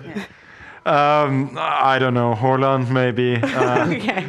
Although I think our styles are a are a bit different. But I mean, I am a Madrid fan personally, but I've always I shouldn't say I always but I've kind of come to appreciate Messi more and more. But you know, I think Faustino is a lot better at 12 than Messi was at 12. You know, he's on a good path. And yeah, just embrace it and enjoy it, and you know, one day Messi will be lucky to be compared to you if he continues. And Magnus, of course, a great end to 2025, great start to 2026. Now, do you have any New Year's resolutions? What would you consider as a good year in 2026? I actually thought about it, that the transition was quite seamless, and I kind of made it a point to have absolutely zero New Year's resolutions. Also because, I mean, to make it through very, very long days of rapid and blitz, I was relying on caffeine and sugar a bit, and I thought like that would be the most obvious thing in terms of resolutions, to try and cut that out when the new year started. But I was like, yeah, I deserve a little bit of indulgence in the new year, so I don't have anything particular as to what a good year would be chess-wise. I don't know if I can keep up a little bit of the same level like any year, that I can still be a little bit better than the others would be fun. Apart from that, I don't know. Do you have any plans in 2026 that you want to share with us? I mean, I guess you're going to be prioritizing the Title Tuesdays and the Esports World Cup. Anything else? No, I'm most of all, I'm excited in the first few months of the year to spend a lot of time with family. It was really, I mean, Norway is absolute hell at this time of year. Like it's the worst. You wake up in the morning and there's no light. Then you wait for daylight and there's not really, well, today there was a bit of sun, but most days there's not really daylight. It's just more kind of grayness and darkness. But apart from that, spending like quieter days with my family, being more with my wife and son, has been really nice. So I'm looking forward to that in the first few months of the year. Yeah, chess wise, we'll, I guess, take it as it comes. We got the Speed Chess Championship and then Vice Nows afterwards. But before that, I don't think I'll be doing a lot chess-wise except for playing Title Tuesdays and hopefully still competing. Yeah. And with those kind words, thank you for coming to Oslo. Faustino, do you think it's very dark and depressing here? Yeah.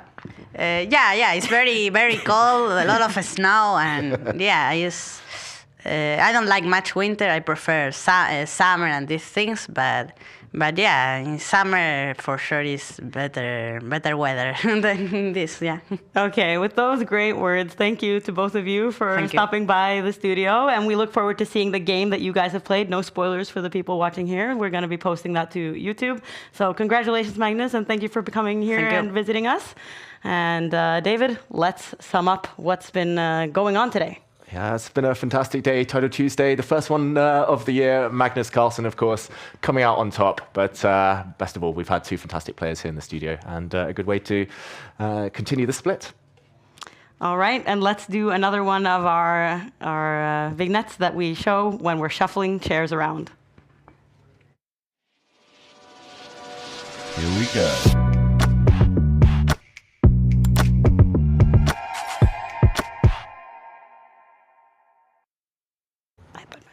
Okay.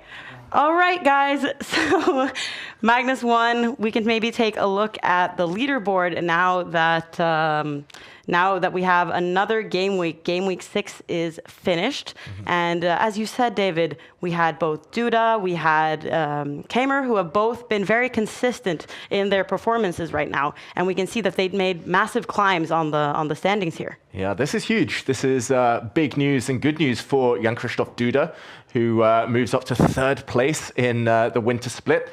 That is already a very decent number of points. Of course, you need to continue being consistent throughout the season. But for Duda, for Keimer, now in 7th place, I think it was those two who benefited the most, especially of the absence of the likes of Magnus last week, but also this time around. And of course, for those of you at home, this is all about a race for the Esports World Cup. And the higher you are, the better your chances at getting that huge prize money at stake at the Esports World Cup later in 2026.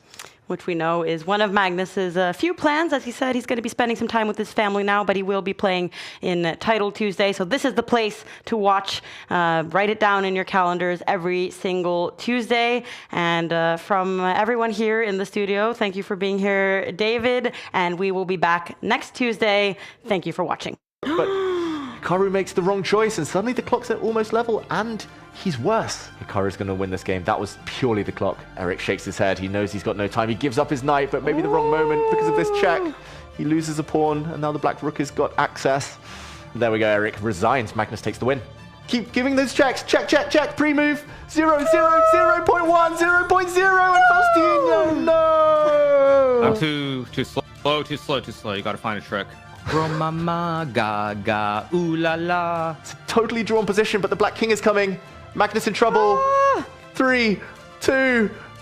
Oh, can he save it, Magnus? No, it's a check, and Hikaru's going to make a new queen and win the game. We see Hikaru lean back and win. Here we go.